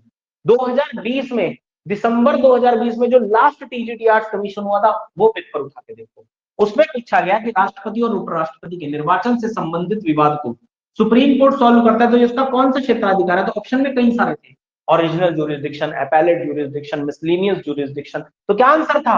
Original jurisdiction. क्या आंसर था? ओरिजिनल। 2020 टीजीटी आर्ट्स कमीशन में पूछा गया क्वेश्चन, जो अभी तक का लास्ट कमीशन हुआ था। देखो जरा इस एग्जाम को उठा करके, ये क्वेश्चन पूछा गया। ठीक है, तो बहुत इंपॉर्टेंट टॉपिक चल रहा है, इंडियन जुडिशरी क्वेश्चन बनेगा एग्जाम में, इतना बता रहा हूं आज। ये बहुत इंपॉर्टेंट टॉपिक है, और ऐसा कोई सा एग्जाम नहीं है जिसमें पॉलिटी के क्वेश्चन बन रहे और जुडिशरी से क्वेश्चन ना बने आज के टाइम में। ठीक है, चलो अब बढ़ते हैं आगे।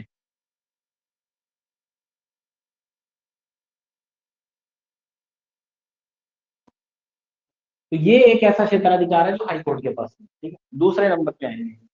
दूसरे नंबर पे आती है आपकी कौन सी? तो अपेलेट ज्यूरिसडिक्शन, अपीलीय क्षेत्राधिकार। अपेलेट ज्यूरिसडिक्शन इसे बोलते हैं अपीलीय क्षेत्राधिकार। अपीलीय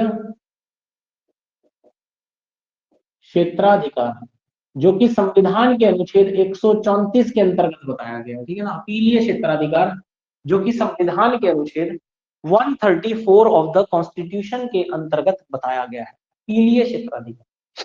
ठीक है, तो कहने का मतलब है, आपको पता है कि आप सुप्रीम कोर्ट जा सकते हैं, लेकिन ऐसे नहीं जा सकते आप सुप्रीम कोर्ट।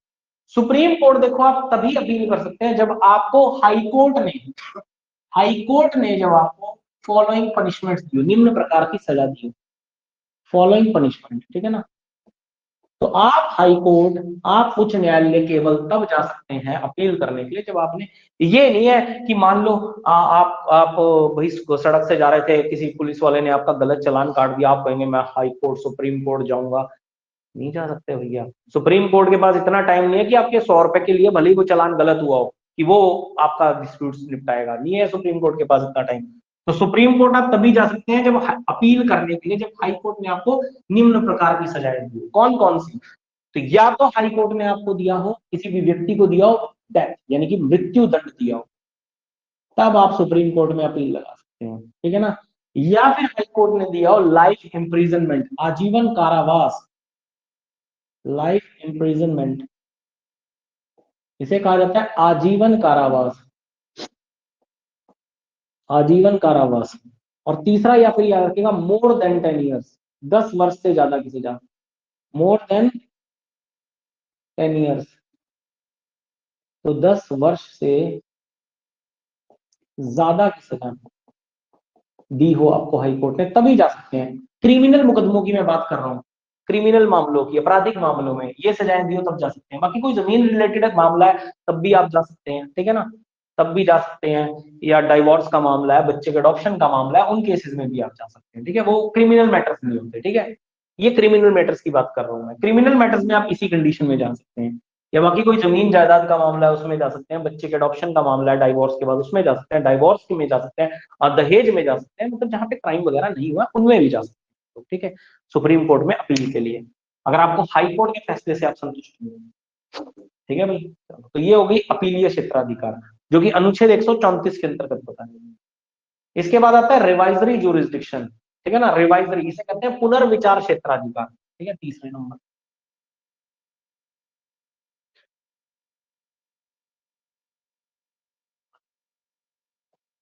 इसे कहते हैं रिवाइजरी ज्यूरिसडिक्शन,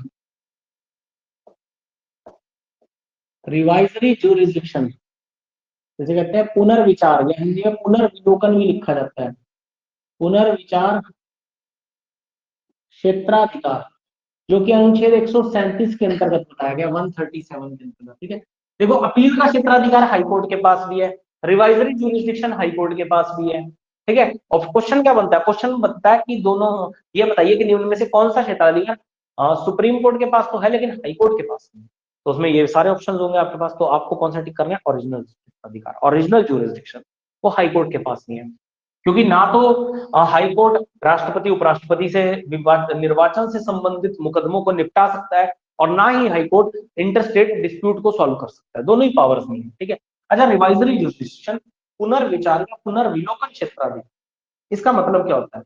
इसका मतलब ये होता है कि अगर मान लीजिए सुप्रीम कोर्ट ने अपना कोई फैसला सुनाया है, तो वो उस फैसले पर पुनर्विचार कर सकता है और पुनर्विचार करके उसे बदल भी सकता है। ठीक है ना, समझे? मान लो सुप्रीम कोर्ट ने कोई जजमेंट दे दी, किसी भी केस में अपनी जजमेंट दे दी सुप्रीम कोर्ट, ठीक है। तो सुप्रीम कोर्ट एक रिव्यू पिटीशन डाल सकते हैं आप, रिव्यू पिटीशन पे अपने फैसले पर पुनर्विचार कर सकता है और उसे बदल भी सकता है ना। जैसे जेबीटी और टीजीटी वालों का जब वो केस चल रहा था कुछ, है ना, तो जब वो हाई कोर्ट ने, हिमाचल हाई कोर्ट ने बीएड को एलिजिबल कर दिया था जेबीटी एग्जाम्स में, ठीक है, तो उसके बाद एक रिव्यू पिटीशन लगाई गई, ठीक है ना। रिव्यू मतलब पुनर्विचार करिए आप दोबारा से अपने फैसले पर और दोबारा से इसे सही करिए, है ना। तो रिव्यू पिटीशन लगा सकते हैं और रिव्यू पिटीशन में सुप्रीम कोर्ट या हाई कोर्ट अपने फैसले पर पुनर्विचार कर सकता है और अगर उसे लगता है कि हाँ शायद कोई गलती हो गई फैसले में तो अपने फैसले को बदल भी सकता है। लेकिन लेकिन लेकिन एक बात है यहाँ पर, अब मान लीजिए किसी व्यक्ति को मृत्यु दंड दे दिया, उसके बाद उस व्यक्ति को सजा होगी फांसी की, उसके बाद सुप्रीम कोर्ट पुनर्विचार करने को कहे तो किया जा सकता है? नहीं, नहीं किया जा सकता। सिर्फ और सिर्फ कॉन्स्टिट्यूशनल मैटर में, संवैधानिक मुद्दों में किया जा सकता है, ठीक है ना। तो रिवाइजरी जुरिसडिक्शन का इस्तेमाल सिर्फ कॉन्स्टिट्यूशनल मैटर्स, सिर्फ संवैधानिक, संविधान से संबंधित मुद्दों पर किया जा सकता है, ठीक है ना, संवैधानिक मुद्दों पर किया जाता है। तो संवैधानिक मुद्दों पर किया जाता है सिर्फ केवल, ठीक है। जैसे कि सुप्रीम कोर्ट ने कुछ समय पहले की बात है, 5-6 साल पहले सुप्रीम कोर्ट ने कहा था कि होमोसेक्सुअलिटी इज अ क्राइम, कि समलैंगिकता जो है ना वो क्या है, वो एक अपराध है। लेकिन बाद में एम्स के डॉक्टर ने अपनी एक रिपोर्ट सबमिट करी थी और एम्स के डॉक्टर ने ये कहा था कि इंसान जो है वो होमोसेक्सुअलिटी, समलैंगिकता, वो बाय चॉइस नहीं करता, ये एक साइकोलॉजिकल डिसऑर्डर होता है जिसकी वजह से इंसान ऐसी हरकतें करता है। उसके बाद सुप्रीम कोर्ट ने अपने फैसले को रिवाइज किया था और कहा था कि homosexuality is not a crime, कि समलैंगिकता एक अपराध नहीं है। समझ रहे हैं बात को? तो ये है रिवाइजरी ज्यूरिसडिक्शन, पुनर्विचार क्षेत्राधिकार। इसके बाद आता है एडवाइजरी ज्यूरिसडिक्शन, अगला चौथे नंबर, एडवाइजरी ज्यूरिसडिक्शन।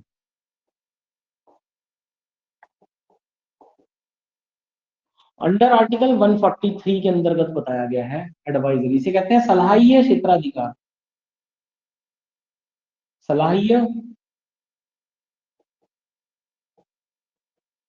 सलाहीय क्षेत्राधिकार, ठीक है ना। इसे क्या कहा जाता है? इसे कहा जाता है सलाहीय क्षेत्राधिकार, ठीक है, एडवाइजरी ज्यूरिसडिक्शन। अब मान लीजिए हमारे राष्ट्रपति साहब ने, प्रेसिडेंट ऑफ इंडिया ने किसी भी मामले में सुप्रीम कोर्ट से उसकी एडवाइस मांगी, उसकी सलाह मांगी, ठीक है ना। तो राष्ट्रपति साहब ने किसी भी मामले में, किसी भी कानूनी, संवैधानिक, नैतिक मामले में सुप्रीम कोर्ट से उसकी एडवाइस मांगी, कहा कि मुझे अपनी एडवाइस दो इस मुद्दे पर, ठीक है ना। तो supreme court has bound to give its advice, supreme court has bound to give its advice. तो सुप्रीम कोर्ट को सलाह देनी पड़ेगी, बाउंड है, मैंडेटरी है, ठीक है ना। सुप्रीम कोर्ट को, राष्ट्रपति साहब को सलाह देनी पड़ेगी, सलाह देनी पड़ेगी, ठीक है ना। किसी भी मामले में, संवैधानिक कानूनी मामले में अगर राष्ट्रपति साहब सुप्रीम कोर्ट से उसकी एडवाइस मांगते हैं तो सुप्रीम कोर्ट को अपनी एडवाइस देनी पड़ेगी। लेकिन ऐसी एडवाइस जो सुप्रीम कोर्ट ने राष्ट्रपति महोदय को दी है अंडर आर्टिकल 123 के तहत, ठीक है ना, अब राष्ट्रपति साहब के लिए ये कोई मैंडेटरी नहीं है कि वो सुप्रीम कोर्ट की सलाह को माने या ना, ठीक है ना, वो उनका फैसला, वो उनकी मर्जी है, ठीक है ना। वो चाहे तो सुप्रीम कोर्ट की बात, सलाह को मान भी सकते हैं और नहीं, ठीक है ना।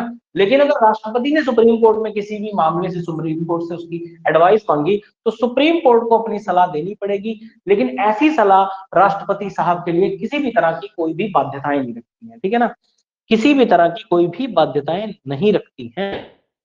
इस भी आप लोग क्या करेंगे, ध्यान रखें, ठीक है, ये भी बड़ा इंपॉर्टेंट मैटर है।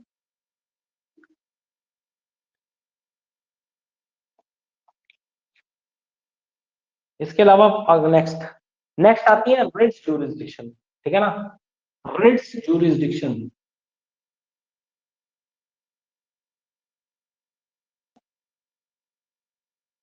पांचवें नंबर पर है रिट्स का क्षेत्राधिकार, मैं आपको ऑलरेडी पढ़ा चुका हूँ writs, supreme court writs, writs jurisdiction. Fundamental rights में मैं आपको रिट्स पढ़ा चुका हूँ, आप लोग पढ़ सकते हैं, ठीक है ना। रिट का क्षेत्राधिकार, देखो रिट जो सुप्रीम कोर्ट जारी करता है ना, रिट जारी करता है अनुच्छेद 32 के तहत, कितने के तहत? 32 के तहत सुप्रीम कोर्ट रिट जारी करता है। लेकिन रिट का जो क्षेत्राधिकार बताया गया वो आर्टिकल 139 के अंतर्गत बताया गया, 139 के। तो क्षेत्राधिकार 139 में डिफाइन किया गया, और जो जारी करता है सुप्रीम कोर्ट वो 32 के तहत। और मैंने आपको बताया था कितनी प्रकार की रिट होती है, 5 प्रकार की होती है। कौन कौन सी? तो याद करिए, हैबिस कॉर्पस जिसे बंदी प्रत्यक्षीकरण कहा जाता है। दूसरी आती है मैंडमस जिसे परमादेश कहा जाता है। तीसरी आती है क्यो वारंटो जिसे अधिकार प्रेक्षा कहा जाता है। चौथी आती है आपकी सटियोररी जिसे उत्प्रेषण कहा जाता है। और पांचवी आती है प्रोहिबिशन जिसे प्रतिबंध लेख कहा जाता है। प्रोहिबिशन, प्रतिबंध लेख, ठीक है ना। तो habeas corpus, mandamus, quo warranto, certiorari and prohibition, ठीक है। तो बंदी प्रत्यक्षीकरण, परमादेश, अधिकार प्रेक्षा, उत्प्रेषण और प्रतिबंध लेख, ठीक है ना। और क्या कहा जाता है? प्रतिबंध लेख कहा जाता है, ठीक है। अब मैं इनको दोबारा रिपीट नहीं करूंगा क्योंकि मैं ऑलरेडी आपको फंडामेंटल राइट्स में बहुत अच्छे से पढ़ा चुका हूँ ये रिट्स, है ना। अब हैबिस कॉर्पस का आपको मतलब पता होना चाहिए, यू में हैव द बॉडी, तुम्हारे पास एक बॉडी हो सकती है। मैंडमस का मतलब होता है टू गिव कमांड, आदेश देना। क्यो वारंटो का मतलब होता है बाय व्हाट अथॉरिटी, किस अधिकार से आपने ऐसा किया। सटियोररी में लोअर कोर्ट से मामला हाई कोर्ट, प्रोहिबिशन में भी लोअर कोर्ट से मामला हाई कोर्ट, सटियोररी में जजमेंट आने के बाद, प्रोहिबिशन में जजमेंट आने से पहले मामला ट्रांसफर किया जाता है, ठीक है। शॉर्टली मैंने आपको बता दिया, वैसे मैं फंडामेंटल राइट्स में बहुत अच्छे से एक्सप्लेन कर चुका हूँ आप इसके बारे में, ठीक है। चलिए इसके बाद आगे बढ़ते हैं। अब कुछ अन्य शक्तियों के बारे में बात करते हैं सुप्रीम कोर्ट की, some other powers of supreme, ठीक है। तो some other powers of supreme court, some other powers of supreme court, ठीक है ना। सर्वोच्च न्यायालय की कुछ अन्य शक्तियां, some other powers of supreme court. तो सबसे पहले तो याद रखिएगा, supreme court of India is the, supreme court is the guardian of constitution. ये क्वेश्चन बहुत इंपॉर्टेंट है, गार्जियन ऑफ द कॉन्स्टिट्यूशन। तो सर्वोच्च न्यायालय संविधान का रक्षक होता है। तो क्वेश्चन ये बहुत बार पूछा जाएगा, संविधान का रक्षक कौन होता है? तो आप क्या टिक करेंगे? Supreme court. ऑप्शन में आपको मिलेगा सुप्रीम कोर्ट, आपको ऑप्शन में मिलेंगे प्रेसिडेंट, आपको ऑप्शन में मिलेंगे प्राइम मिनिस्टर, आपको ऑप्शन में मिलेगा पार्लियामेंट। क्या कहेंगे? संविधान का रक्षक कौन है? तो संविधान का रक्षक होता है सुप्रीम कोर्ट। संविधान की जो असली मूलभूत कॉपियां हैं वो कहाँ रखी गई हैं? वो पार्लियामेंट्री हाउस में एक लिथियम का बॉक्स है उसके अंदर रखी गई है, ठीक है ना। उसके अंदर रखी गई है पार्लियामेंट्री में, जो ओरिजिनल कॉन्स्टिट्यूशन संविधान मेकर्स ने लिखा था। लिथियम बॉक्स में इसलिए रखी गई है ताकि लंबे समय तक उन्हें सुरक्षित रखा जा सके, ठीक है ना। तो सुप्रीम कोर्ट जो है वो संविधान का क्या होता है? रक्षक होता है, ठीक है ना। याद रखिएगा, the decision of supreme court is final, decision of supreme court are final and it cannot be challenged, ठीक है ना, it cannot be challenged। तो सर्वोच्च न्यायालय के निर्णय अंतिम निर्णय होते हैं, सर्वोच्च न्यायालय के निर्णय अंतिम निर्णय होते हैं, अंतिम निर्णय होते हैं जिन्हें कहीं भी क्या नहीं किया जा सकता? चैलेंज, चुनौती नहीं दी जा सकती, जिन्हें कहीं भी चुनौती नहीं दी जा सकती, कहीं भी चुनौती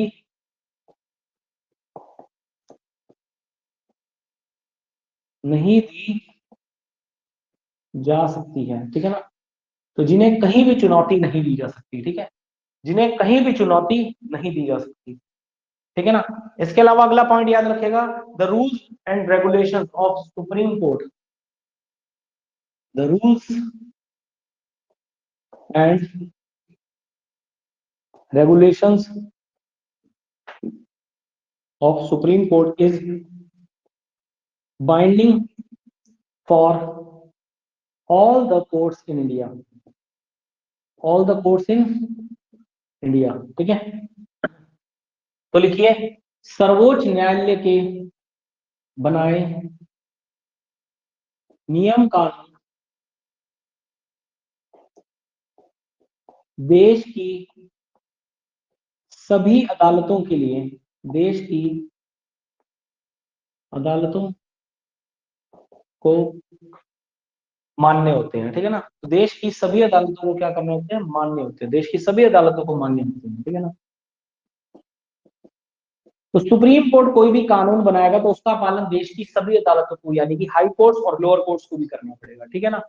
तो सभी को उसका पालन करना पड़ेगा, याद रखिएगा। तो the rules and regulation of supreme court is binding for all the courts. तो सुप्रीम कोर्ट के बनाए नियम कानून देश की सभी अदालतों को मान्य होंगे, ठीक है ना। सभी अदालतों को क्या होंगे, मान्य होंगे। ध्यान रखिएगा इस चीज के बारे में, ठीक है। इसके अलावा याद रखिएगा, the supreme court has the power to punish for its contempt. The supreme court has the power, has the power to punish for its contempt. तो सर्वोच्च न्यायालय अवमानना के लिए सजा दे सकता है। तो अपनी अवमानना के लिए तो सुप्रीम कोर्ट के पास यह शक्ति है कि वह अवमानना के लिए सजा दे सकता है। अवमानना का मतलब क्या होता है, अवमानना का मतलब होता है कहना ना मानना। अवमानना का मतलब है कहना ना मानना। जैसे कोविड काल में दिल्ली के लिए सुप्रीम कोर्ट ने ये कहा था, सुप्रीम कोर्ट ने पता नहीं दिल्ली हाई कोर्ट ने कहा था शायद, कि केंद्र सरकार की जिम्मेदारी है कि एक दिन में दिल्ली को पता नहीं कितने मेट्रिक टन जो है ऑक्सीजन देनी है प्रतिदिन, जब लोग ऑक्सीजन की कमी से मर रहे थे, उस समय की बात है ना। अब मान लो एक बार बोल दिया, और मान लो दिल्ली सरकार ने या केंद्र सरकार ने केंद्र सरकार को कहा था, क्योंकि केंद्र सरकार के हाथ में पावर थी उस समय, क्योंकि सारे में लॉकडाउन लगा हुआ था। तो केंद्र सरकार को कहा था कि आपकी जिम्मेदारी है कि प्रतिदिन दिल्ली को इतने मेट्रिक टन ऑक्सीजन पहुंचाए, ठीक है। तो हुआ ये कि केंद्र सरकार ने इस पर पूरी तरह से गौर नहीं किया, और उसके बाद मतलब सुप्रीम कोर्ट ने, पता नहीं हाई कोर्ट ने, दिल्ली हाई कोर्ट की बात है, दिल्ली हाई कोर्ट ने फिर अवमानना के लिए कार्रवाई करनी थी थोड़ी सी। अब अवमानना के लिए सुप्रीम कोर्ट क्या कर सकता है, तो सुप्रीम कोर्ट अपनी अवमानना के लिए व्यक्ति को मिनिमम 2,000 रुपए का फाइन लगा सकता है। ये तो मिनिमम है, मैक्सिमम तो 2 लाख भी हो सकता है, 20 लाख भी हो सकता है। मिनिमम 2,000 रुपए फाइन, और मिनिमम 6 महीने की जेल भी भेज सकता है। या तो 2,000 रुपए या फिर 6 महीने की मिनिमम जेल भेज सकता है व्यक्ति को, और दोनों भी दे सकता है, दोनों भी दे सकता है। ये तो मिनिमम है, इसमें मैक्सिमम तो कितना भी हो सकता है, ठीक है ना। ठीक है, तो इसमें मैक्सिमम कितना भी हो सकता है, कितना भी, ठीक है ना। तो न्यूनतम 2,000 रुपए फाइन और न्यूनतम 6 महीने की जेल, या फिर दोनों। और ये मिनिमम है, मैक्सिमम तो इसमें कितना भी हो सकता है, ठीक है ना। तो ये आपका सुप्रीम कोर्ट खत्म हो चुका है, ठीक है ना। ये सुप्रीम कोर्ट आपका कंप्लीट हो गया है, ठीक है। चलो यहां तक।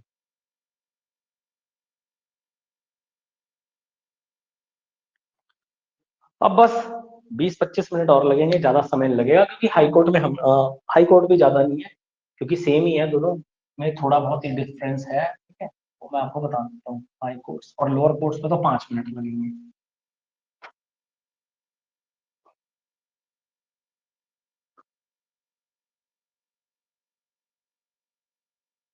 अब बात करूं मैं हाई कोर्ट्स की, अगर हाई कोर्ट्स का जिक्र संविधान के भाग 6 में किया गया है, ठीक है ना। तो हाई कोर्ट का जिक्र संविधान के भाग 6 और आर्टिकल 214 से लेकर 231 के बीच में, अनुच्छेद 214 से लेकर के 231 के बीच में हाई कोर्ट्स बताए गए, ठीक है ना। हाई कोर्ट्स बताए गए हैं। तो याद रखिएगा, high courts are the highest court of highest court of justice in state. तो सुप्रीम कोर्ट भारत की सबसे सर्वोच्च अदालत थी, ठीक है ना। भारत में न्याय की सबसे सर्वोच्च अदालत थी, और ये राज्य में न्याय की सबसे सर्वोच्च अदालत है, ठीक है ना। राज्य में न्याय की सर्वोच्च अदालत है। तो ये राज्य में न्याय की सबसे सर्वोच्च अदालत है, हाई कोर्ट, ठीक है ना। तो हाई कोर्ट राज्य में न्याय की सबसे क्या है, सर्वोच्च अदालत है, ठीक है ना। और याद रखिएगा, एक कानून है by the 7th amendment act, by the 7th amendment act of 1956। तो 7वें संवैधानिक संशोधन 1956 के तहत, 7वें संवैधानिक संशोधन 1956 के तहत, there can be a common high court, there can be a common high court for two or more than 2 states और यूनियन टेरिटरी, ठीक है ना। तो कहा गया 7वें संवैधानिक संशोधन 1956 के तहत तो 2 या 2 से अधिक राज्यों या केंद्र शासित प्रदेशों के लिए 2 या 2 से अधिक राज्य 2 या 2 से अधिक राज्य या केंद्र शासित प्रदेशों के लिए एक ही हाई कोर्ट का प्रावधान, एक ही उच्च न्यायालय का प्रावधान किया गया है, ठीक है ना। तो 2 या 2 से अधिक राज्यों या केंद्र शासित प्रदेशों के लिए एक ही उच्च न्यायालय का क्या किया गया, प्रावधान किया गया। तो एट प्रेजेंट देयर आर कितने हाई कोर्ट्स हैं भारत में, तो एट प्रेजेंट राज्य तो 28 हैं, लेकिन एट प्रेजेंट याद रखिएगा there are 25 high courts in India. तो इस समय भारत में 25 उच्च न्यायालय हैं, ठीक है ना। ये क्वेश्चन बनता है एग्जामिनेशन में कि इस समय भारत में कितने हाई कोर्ट्स हैं, तो आप कहेंगे इस समय भारत में 25 हाई कोर्ट्स हैं। कितने हैं, 25 हाई कोर्ट्स इन इंडिया। तो at present there are 25 high court, 25 उच्च न्यायालय, ठीक है ना। अब आपको सारे तो याद नहीं रखने हैं, लेकिन आपको जो 25वां खुला था ना 25th हाई कोर्ट, एक तो याद रखना है पहला हाई कोर्ट फर्स्ट, या फिर आपसे पूछा जाए ओल्डेस्ट हाई कोर्ट कौन सा है। तो अभी मैं शाम को हिस्ट्री पढ़ा रही हूँ और हिस्ट्री में मैंने आपको बताया कि सबसे पुराना हाई कोर्ट 1862 में खुला था, कौन सा, कलकत्ता हाई कोर्ट। कौन सा खुला था, तो आप कहेंगे कलकत्ता हाई कोर्ट, कलकत्ता उच्च न्यायालय खुला था 1862 में, ठीक है ना। कलकत्ता हाई कोर्ट खुला था ओल्डेस्ट, ठीक है ना। और याद रखेगा दिल्ली और जम्मू कश्मीर ऐसे 2 केंद्र शासित प्रदेश हैं, ऐसी 2 यूनियन टेरिटरीज हैं जिनके पास हाई कोर्ट है। इसके अलावा बचे 6 यूनियन टेरिटरीज हो रहे हैं, उनके पास हाई कोर्ट नहीं है, वो किसी ना किसी राज्य के साथ चलते हैं, ठीक है ना, वो किसी ना किसी राज्य के साथ चलते हैं। जैसे जो बॉम्बे हाई कोर्ट है ना, बॉम्बे हाई कोर्ट बॉम्बे को भी देखता है, गोवा को भी देखता है, और साथ ही साथ दमन और दीव नाम की यूनियन टेरिटरी को भी देखता है, ठीक है ना, दमन और दीव नाम की यूनियन टेरिटरी को, ठीक है। तो ये चीज ध्यान रखेंगे थोड़ी, ठीक है। अच्छा 25वां हाई कोर्ट जो था 25th, एक पहला याद रखेगा, और कौन कौन से केंद्र शासित प्रदेश है, तो 2 ऐसे केंद्र शासित प्रदेश हैं जिनके पास हाई कोर्ट है, ठीक है ना। इसके अलावा एक जो 25th हाई कोर्ट था, ये क्वेश्चन बहुत एग्जामिनेशन में पूछा जाता है। तो 25वां जो हाई कोर्ट था वो 2018 में खुला था, Amravati high court, Amravati high court Telangana में खुला था, अमरावती हाई कोर्ट, ठीक है, अमरावती हाई कोर्ट 2018 में, ठीक है। अब हाई कोर्ट में भी जजेस होते हैं, ठीक है ना। नेक्स्ट हमें बात करनी है कि हाई कोर्ट में भी जजेस होते हैं। अब हाई कोर्ट में कितने जजेस होते हैं, तो हाई कोर्ट में याद रखिएगा एक मुख्य न्यायाधीश होते हैं, एक चीफ जज होते हैं, चीफ जस्टिस होते हैं, प्लस अन्य न्यायाधीश होते हैं। अब अन्य न्यायाधीश कितने होते हैं, तो इसकी संख्या फिक्स नहीं है, नॉट फिक्स्ड, ठीक है ना। वो राज्य टू राज्य डिपेंड करता है, ठीक है ना, कोई फिक्स नहीं है। एक चीफ जस्टिस तो सभी हाई कोर्ट में होगा, लेकिन जो चीफ जस्टिस के साथ अन्य न्यायाधीश हैं उनकी संख्या फिक्स नहीं होती, ठीक है। तो उनकी कोई संख्या क्या है, फिक्स नहीं होती, ठीक है, वो स्टेट टू स्टेट डिपेंड करता है। अब बात है जजेस of high court. High court के जजेस की नियुक्ति कौन करता है, नियुक्ति की बात करें तो जजेस ऑफ हाई कोर्ट के न्यायाधीशों की नियुक्ति कौन करता है, तो देखो एक तो हाई कोर्ट में होते हैं चीफ जस्टिस, मुख्य न्यायाधीश, मुख्य न्यायाधीश, और एक होते हैं अन्य न्यायाधीश, अदर जजेस, अन्य न्यायाधीश होते हैं। तो देखो दोनों की नियुक्ति करी तो जाती है राष्ट्रपति के द्वारा, किसके द्वारा, राष्ट्रपति के द्वारा। लेकिन राष्ट्रपति साहब थोड़ी सी कंसल्टेशन बढ़ जाती है, और हालांकि मैं बताऊं राष्ट्रपति साहब दोनों की नियुक्ति करते हैं, लेकिन कंसल्ट थोड़ी सी बढ़ जाती है। तो देखो हाई कोर्ट के जो चीफ जस्टिस हैं अगर उनकी नियुक्ति करनी होगी तो किससे पूछा जाएगा, तो कंसल्ट किससे करेंगे राष्ट्रपति साहब, एक तो याद रखेगा chief justice of supreme court से कंसल्ट करेंगे वो, तो सर्वोच्च न्यायालय के मुख्य न्यायाधीश, प्लस इसके साथ राज्य के राज्यपाल से कंसल्ट करेंगे, ठीक है ना, राज्य के राज्यपाल से कंसल्ट करेंगे, ठीक है। इसके अलावा अगर अन्य न्यायाधीशों की नियुक्ति करनी होगी तो किसी भी हाई कोर्ट के अन्य न्यायाधीश की नियुक्ति करने के लिए कंसल्ट करेंगे राष्ट्रपति साहब, एक तो chief justice of supreme court के साथ, सर्वोच्च न्यायालय के मुख्य न्यायाधीश के साथ, प्लस याद रखिएगा chief justice of concern high court, chief justice of high court, तो जिस हाई कोर्ट के अन्य न्यायाधीश की नियुक्ति हो रही है उसी के मुख्य न्यायाधीश के साथ भी कंसल्ट करेंगे, और प्लस साथ राज्य के राज्यपाल के साथ भी, राज्य के राज्यपाल के साथ भी कंसल्ट करेंगे। तो मतलब यहाँ कंसल्टेशन जो है वो थोड़ी सी बढ़ जाती है। हालांकि सिफारिश तो कोलिजियम सिस्टम की चलेगी यहाँ भी, ठीक है ना, कोलिजियम सिस्टम की। लेकिन बात वही है ना कि मान लो एक न्यायाधीश की संख्या खाली है या दो न्यायाधीशों की संख्या खाली है सुप्रीम कोर्ट में, तो कोलिजियम सिस्टम 3 नाम लिख के देगा, तो उन 3 नामों में से किसको बनाया जाए उसके लिए किसके साथ विचार किया जाएगा, तो ये कंसल्टेशन है राष्ट्रपति का, ठीक है ना। तो कंसल्टेशन थोड़ी सी बढ़ जाती है यहाँ पर, बाकी कुछ नहीं। बाकी सिफारिश तो कोलिजियम सिस्टम की ही चलनी है, ठीक है ना, कोलिजियम सिस्टम की। अब बात कर लेते हैं हाईकोर्ट के जज बनने के लिए योग्यताएं क्या चाहिए, ठीक है ना। Qualification to become a high court और जज, ठीक है ना। तो हाई कोर्ट का जज बनने के लिए या न्यायाधीश बनने के लिए योग्यताएं क्या होनी चाहिए, ठीक है। तो पूछा जाएगा योग्यताएं, क्वालिफिकेशन टू बिकम अ जज ऑफ हाई कोर्ट, क्वालिफिकेशन।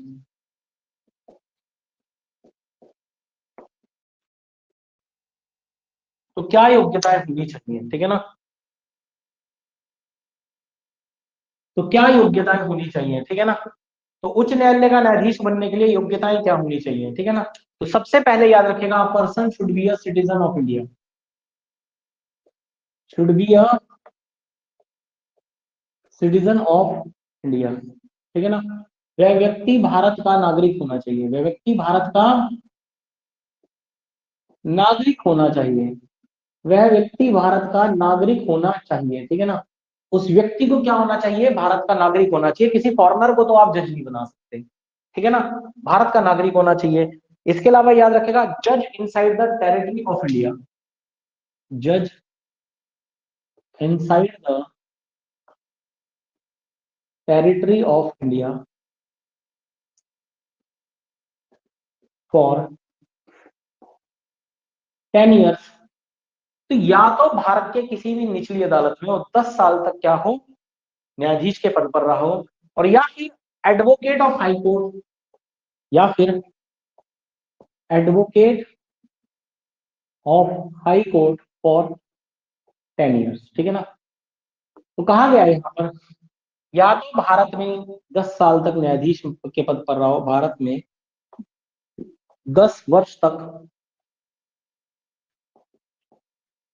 न्यायाधीश के पद पर रहा हो,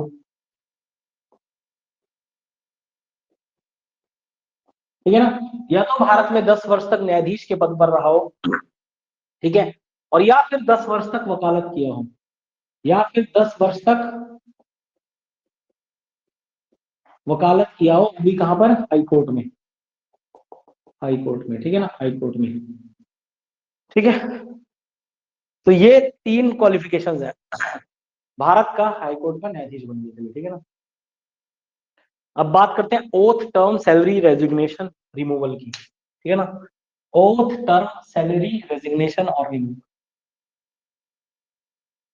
ओथ टर्म सैलरी रेजिग्नेशन, बात करते हैं ओथ,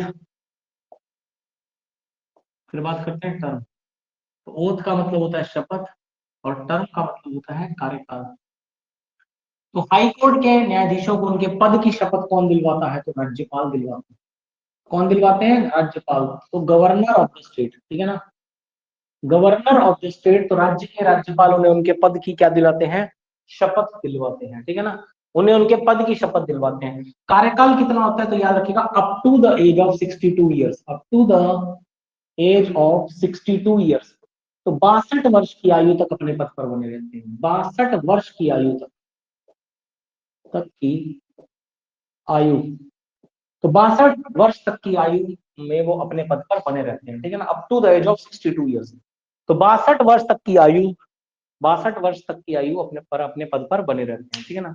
इसके बाद बात करते हैं सैलरी की, वेतन कितना मिलता है, वेतन। तो याद रखिएगा, वेतन की अगर मैं बात करूं तो जो मुख्य न्यायाधीश हैं उन्हें मिलते हैं 2,50,000 रुपए प्रति माह, ठीक है ना, और जो अन्य न्यायाधीश हैं उन्हें मिलते हैं 2,25,000 रुपए प्रति माह,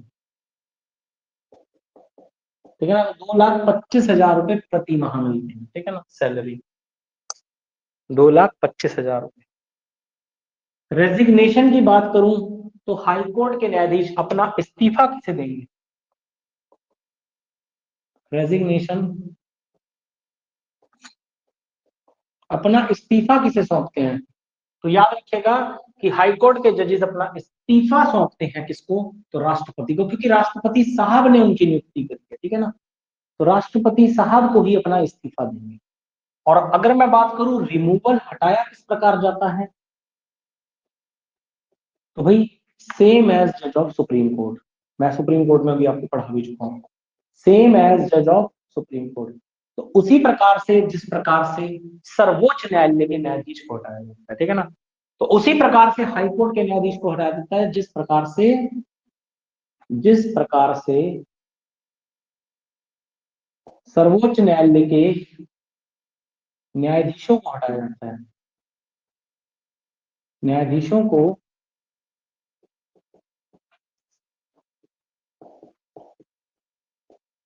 ठीक है ना, सर्वोच्च न्यायालय के न्यायाधीशों को हटाया जाता है, ठीक है ना, उसी प्रकार से हटाया जाता है।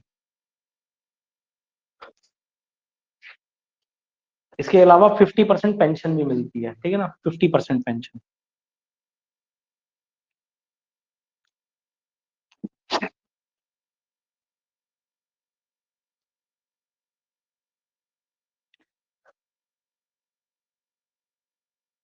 ठीक है, इसके बाद मैं हाई कोर्ट्स की जूरिसडिक्शन की बात कर लेता हूँ, ठीक है। हाई कोर्ट्स की जूरिसडिक्शन की, क्षेत्राधिकार की, ठीक है ना। जूरिसडिक्शन क्या है हाई कोर्ट की? जूरिसडिक्शन, क्षेत्राधिकार क्या है?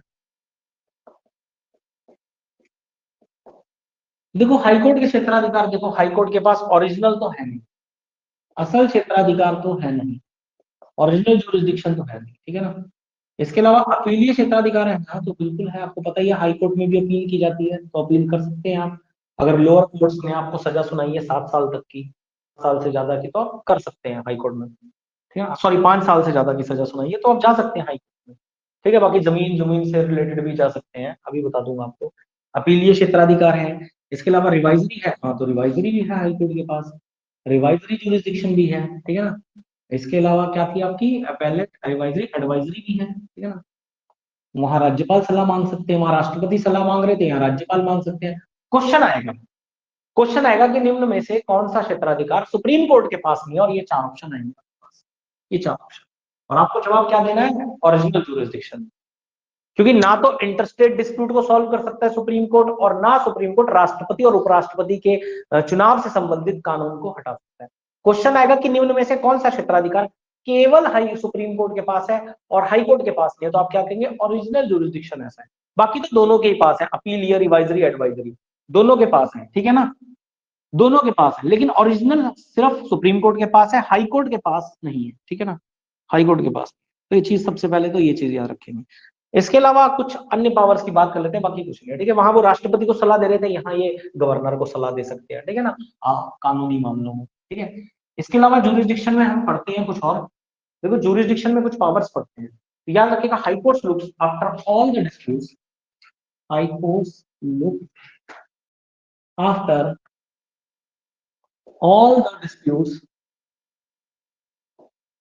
so high courts looks after all the disputes of will, marriage,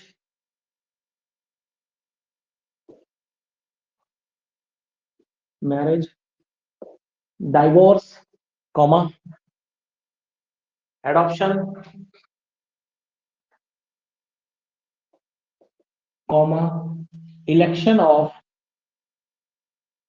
MP and MLA, ठीक है ना, election of MP and MLA, ठीक है ना। तो इन सारे डिस्प्यूट्स को, विवादों को हाई कोर्ट देखता है, ठीक है ना, हाई कोर्ट देखता है सबसे पहले।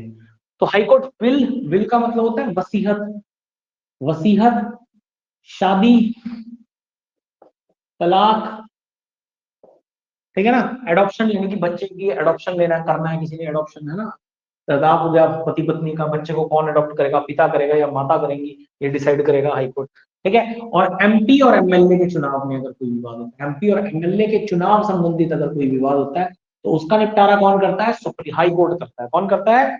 हाई कोर्ट करता है। इसके अलावा याद रखेगा अंडर आर्टिकल 226 में, अनुच्छेद, संविधान के अनुच्छेद 226 में बताया गया है कि high court has the same power to issue the writs, high court has the same power to issue the writs, power to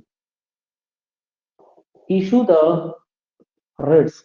High Court has the same power to issue the writs, unlike Supreme Court. Like Supreme Court. तो high court के पास भी सर्वोच्च न्यायालय के प्रकाश उसी प्रकार की शक्ति की वह भी क्या कर सकता है, रिट जारी कर सकता है।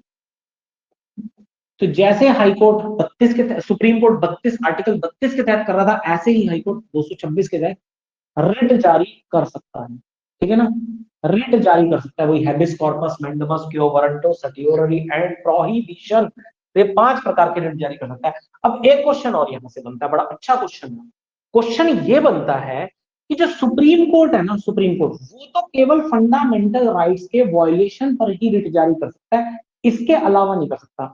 लेकिन हाई कोर्ट जो है ना, वो फंडामेंटल राइट के वायलेशन के साथ साथ अन्य मामलों में भी रिट जारी कर सकता है, प्लस अन्य मामलों में भी। लेकिन सुप्रीम कोर्ट के पास अधिकार नहीं है कि वो अन्य मामलों में रिट जारी करे, ठीक है ना, लेकिन हाई कोर्ट कर सकता है। तो एक क्वेश्चन बनता है कि सुप्रीम कोर्ट और हाई कोर्ट में जो क्षेत्राधिकार अधिक विस्तृत है वो किसका है। तो याद रखेगा कि हाई कोर्ट का क्षेत्राधिकार, हाई कोर्ट का क्षेत्राधिकार सर्वोच्च न्यायालय से अधिक विस्तृत होता है, अधिक विस्तृत होता है, ठीक है ना, अधिक विस्तृत होता है। तो हाई कोर्ट का जो क्षेत्राधिकार है वो सुप्रीम कोर्ट से ज्यादा विस्तृत है, क्योंकि हाई कोर्ट फंडामेंटल राइट्स के वायलेशन के अलावा भी अन्य मसलों में रिट जारी कर सकता है, जबकि सुप्रीम कोर्ट केवल और केवल कब रिट जारी करता है, तो जब मौलिक अधिकारों का उल्लंघन होता है, ठीक है ना। इसके अलावा याद रखिएगा, rules and regulations made by high court, rules and regulations made by high court is binding for all the courts in state, ठीक है ना। तो जितने भी नियम कानून हाई कोर्ट द्वारा बनाए जाएंगे, जितने भी नियम कानून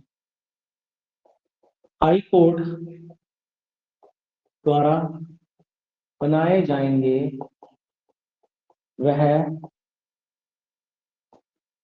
वह राज्य की सभी अदालतों के लिए, वह राज्य की सभी अदालतों को के लिए मान्य होंगे या बाध्य, ठीक है ना, मान्य होंगे या बाध्य होंगे, मतलब उन्हें भी पालन करना पड़ेगा। हाई कोर्ट ने अगर कोई कानून बना दिया तो वो राज्य की सभी हाई कोर्ट्स को, लोअर कोर्ट्स को मानना पड़ेगा, ठीक है, वो कानून, ठीक है भाई। तो ये हो गया आपका हाई कोर्ट कंप्लीट, ठीक है। इसके बाद अब 10 मिनट और लगेंगे और ये जुडिशरी का टॉपिक पूरा खत्म हो जाएगा आज ही की क्लास में, ठीक है ना। थोड़े लंबे चल रहे हैं टॉपिक, लेकिन बस ये मान के चलो अगले 3-4 दिन में मैं सारा ही कंप्लीट कर दूंगा आपका पॉलिटी, ठीक है। अब बस यही था एक मेन जो बड़ा टॉपिक था ना आपका आज का टॉपिक। इसके अलावा तो सब आधे आधे 45-45 मिनट के टॉपिक हैं। पंचायत में 1 घंटा लग जाएगा हमें पढ़ने में, पंचायती राज सिस्टम में, ठीक है। इसके अलावा CAG, attorney general, election commission, attorney general, ठीक है ना, यूपीएससी, ये तो सब 20-20 मिनट के टॉपिक है, ठीक है। बाकी तो अब थोड़ा ही बचेगा, अमेंडमेंट्स में टाइम लगेगा 1 घंटा पढ़ाने में, ठीक है। अगले 3-4 दिन में खत्म कर देंगे हम इस पूरी पॉलिटी को, ठीक है। ज्यादा नहीं बची अब पॉलिटी, बड़े बड़े टॉपिक्स तो आपके हो ही चुके हैं, जैसे फंडामेंटल राइट्स था, प्रेसिडेंट थे, ठीक है, पार्लियामेंट थे, ये सब बड़े बड़े टॉपिक्स थे, ये सब तो कंप्लीट हो ही चुके हैं। अगले 10 मिनट और लूंगा और इसको भी खत्म कर दूंगा आपको, ठीक है।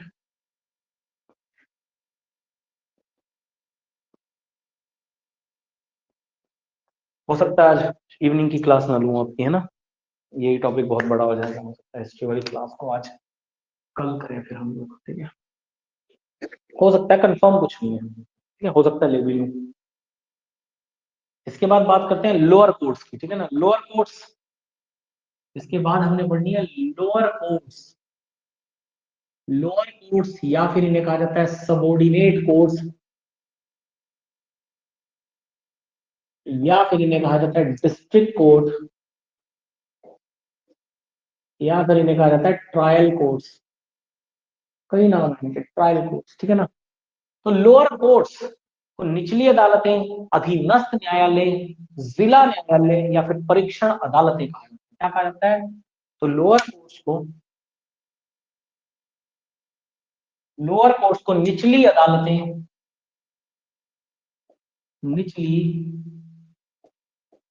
अदालतें, अधीनस्थ न्यायालय, अधीनस्थ न्यायालय, जिला न्यायालय और परीक्षण अदालतें, जिला न्यायालय और परीक्षण अदालतें, और क्या कहा जाता है? परीक्षण अदालतें, ठीक है ना। और क्या कहा जाता है? परीक्षण अदालतें कहा जाता है, ठीक है ना। निचली अदालतें, अधीनस्थ न्यायालय, जिला न्यायालय या परीक्षण अदालतें कहा जाता है। तो इनका जिक्र कहाँ किया गया? तो इनका जिक्र याद रखिएगा संविधान के भाग 6 के अंतर्गत किया गया।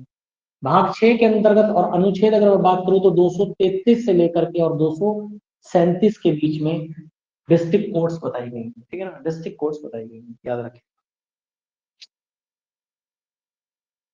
ठीक है। क्योंकि यहाँ से मुकदमों की शुरुआत होती है तो इसलिए इन्हें ट्रायल कोर्ट्स कहा जाता है। क्या कहा जाता है? ट्रायल कोर्ट्स कहा जाता है, ठीक है। चलो, अब मैं एग्जांपल के तौर पर अपना ही, अब याद रखिएगा, there are two types of courts in every district of India, ठीक है ना। There are two types of courts, there are two types of court in every district of India, every district of India. तो भारत के प्रत्येक जिले में दो प्रकार की निचली अदालतें होती हैं, ठीक है ना। तो भारत के प्रत्येक जिले में दो प्रकार की निचली अदालतें होती हैं, या परीक्षण अदालतें होती हैं, या अधीनस्थ न्यायालय होते हैं, ठीक है ना, या फिर जिला अदालतें होती है, ठीक है। चलो बात करते हैं दो प्रकार की। अब मैं ज्यादा दूर नहीं जाता, मैं अपना ही डिस्ट्रिक्ट ले लेता हूँ, डिस्ट्रिक्ट सिरमौर, ठीक है। तो ज्यादा दूर नहीं मैं जाता, मैं डिस्ट्रिक्ट अपना ही ले लेता हूँ, डिस्ट्रिक्ट सिरमौर, जहां से मैं लेक्चर ले रहा हूँ, ठीक है ना। मैं ज्यादा दूर नहीं जाता, डिस्ट्रिक्ट सिरमौर, ठीक है ना। तो निचली अदालत क्या होती है? दो प्रकार की होती है, कौन कौन सी, अब वो देख लेते हैं, ठीक है ना। ऐसे करते, यहाँ पे बनाते हैं कौन कौन सी होती है, तो ये देख लेते हैं, ठीक है। तो एक तो होता है सिविल कोड, एक तो होता है सिविल कोड, इसे सिविल अदालत कहा जाता है। क्या कहा जाता है? सिविल अदालत या सिविल न्यायालय, सिविल कोड, ठीक है ना। और एक होता है आपका सेशन कोड, ठीक है ना। एक क्या होता है? Session code. दोनों में क्या फर्क होता है?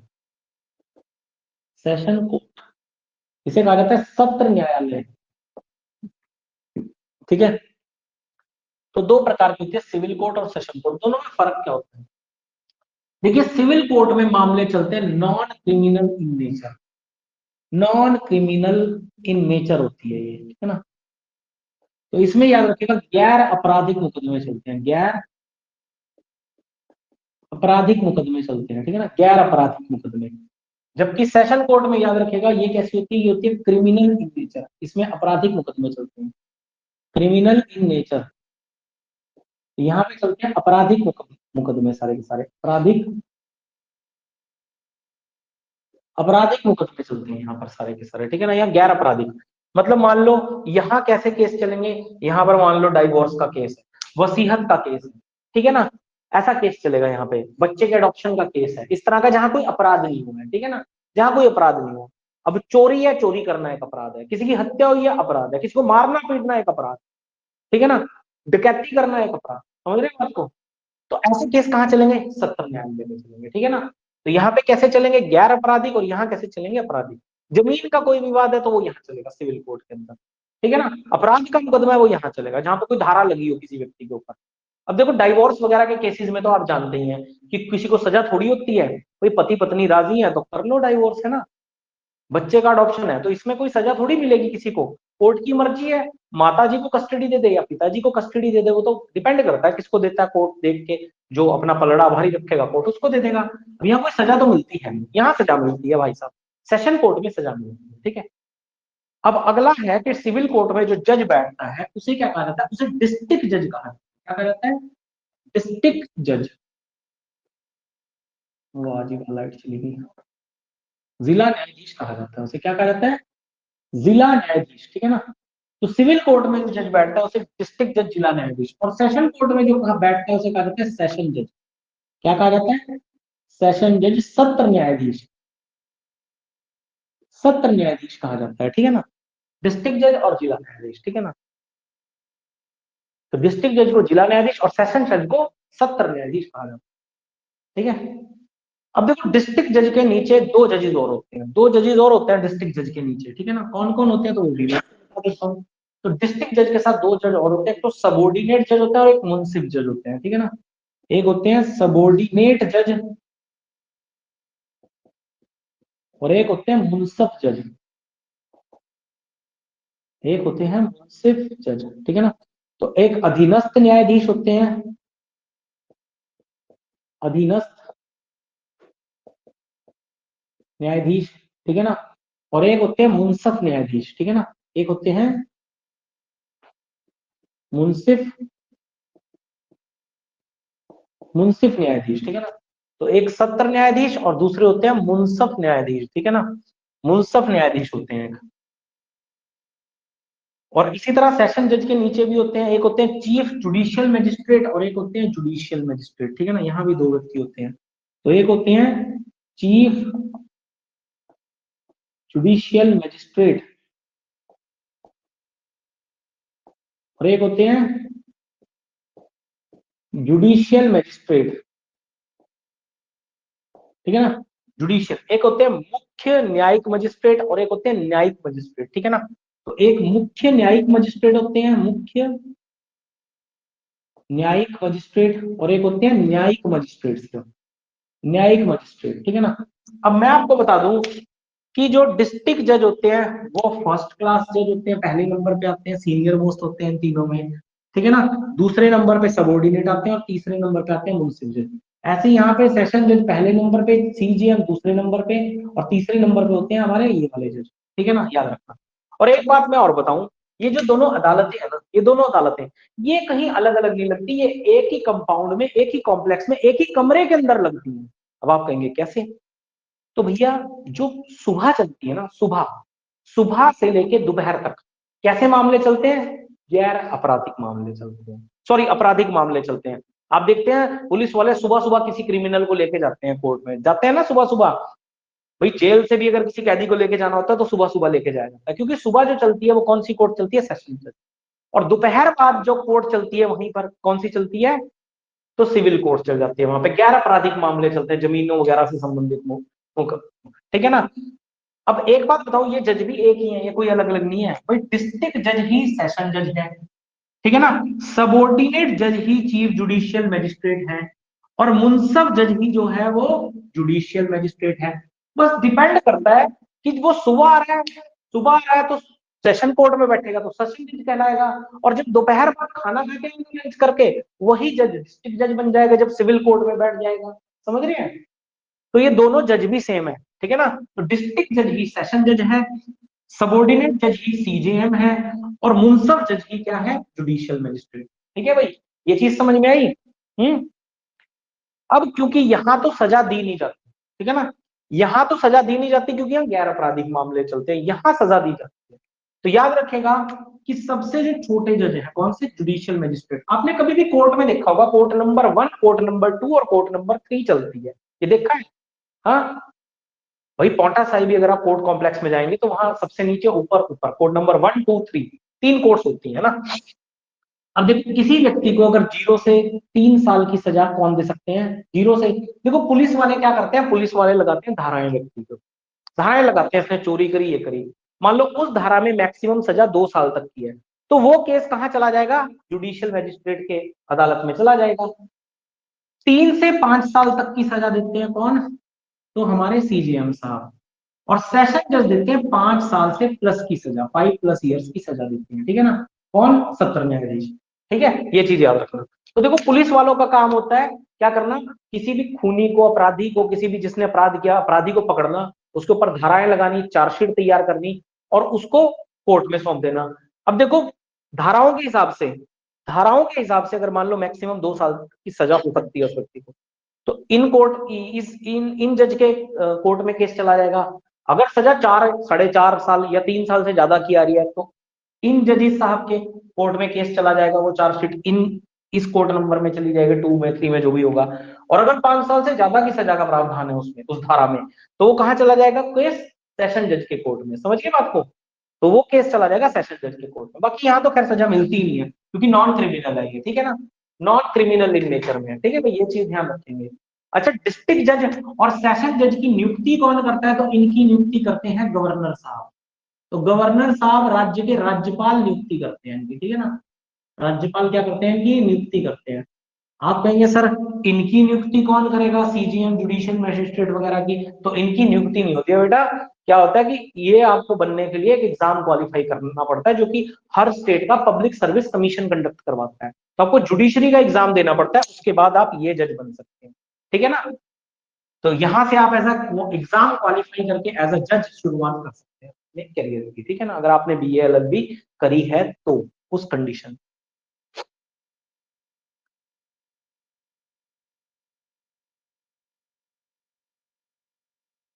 अब डिस्ट्रिक्ट जज को याद रखेगा चीफ जज भी कहा जाता है। डिस्ट्रिक्ट जज को ना एक नाम दिया जाता है चीफ जज, याद रखेगा, मुख्य जज, मुख्य न्यायाधीश, चीफ जज कहा जाता है, चीफ जज, ठीक है ना। और जो सेशन जज होता है, सेशन जज को मेट्रोपॉलिटन मजिस्ट्रेट कहा जाता है। क्या कहा जाता है, सेशन जज को मेट्रोपॉलिटन मजिस्ट्रेट क्या कहा जाता है, तो मेट्रोपॉलिटन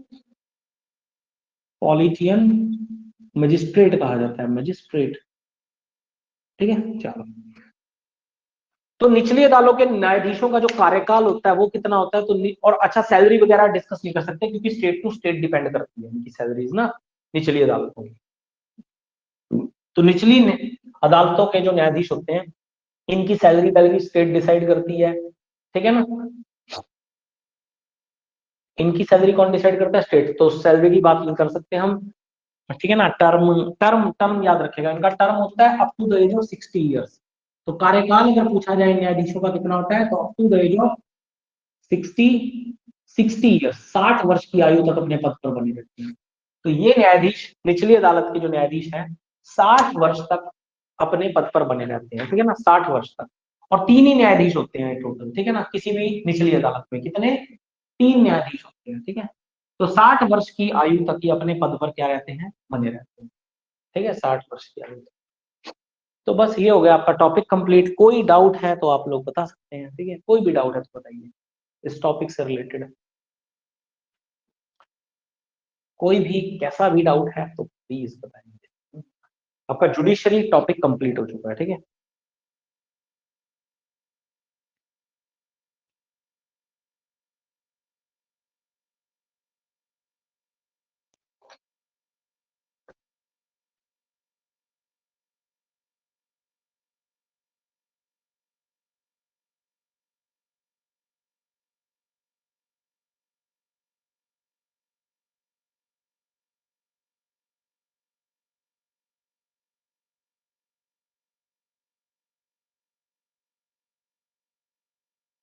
चलिए ठीक है, फिर आज सेशन को यहीं क्लोज करते हैं, ठीक है, कल मिलते हैं आप लोगों से, ठीक है। तो बाय बाय, टेक केयर, जय हिंद, और कल मिलेंगे।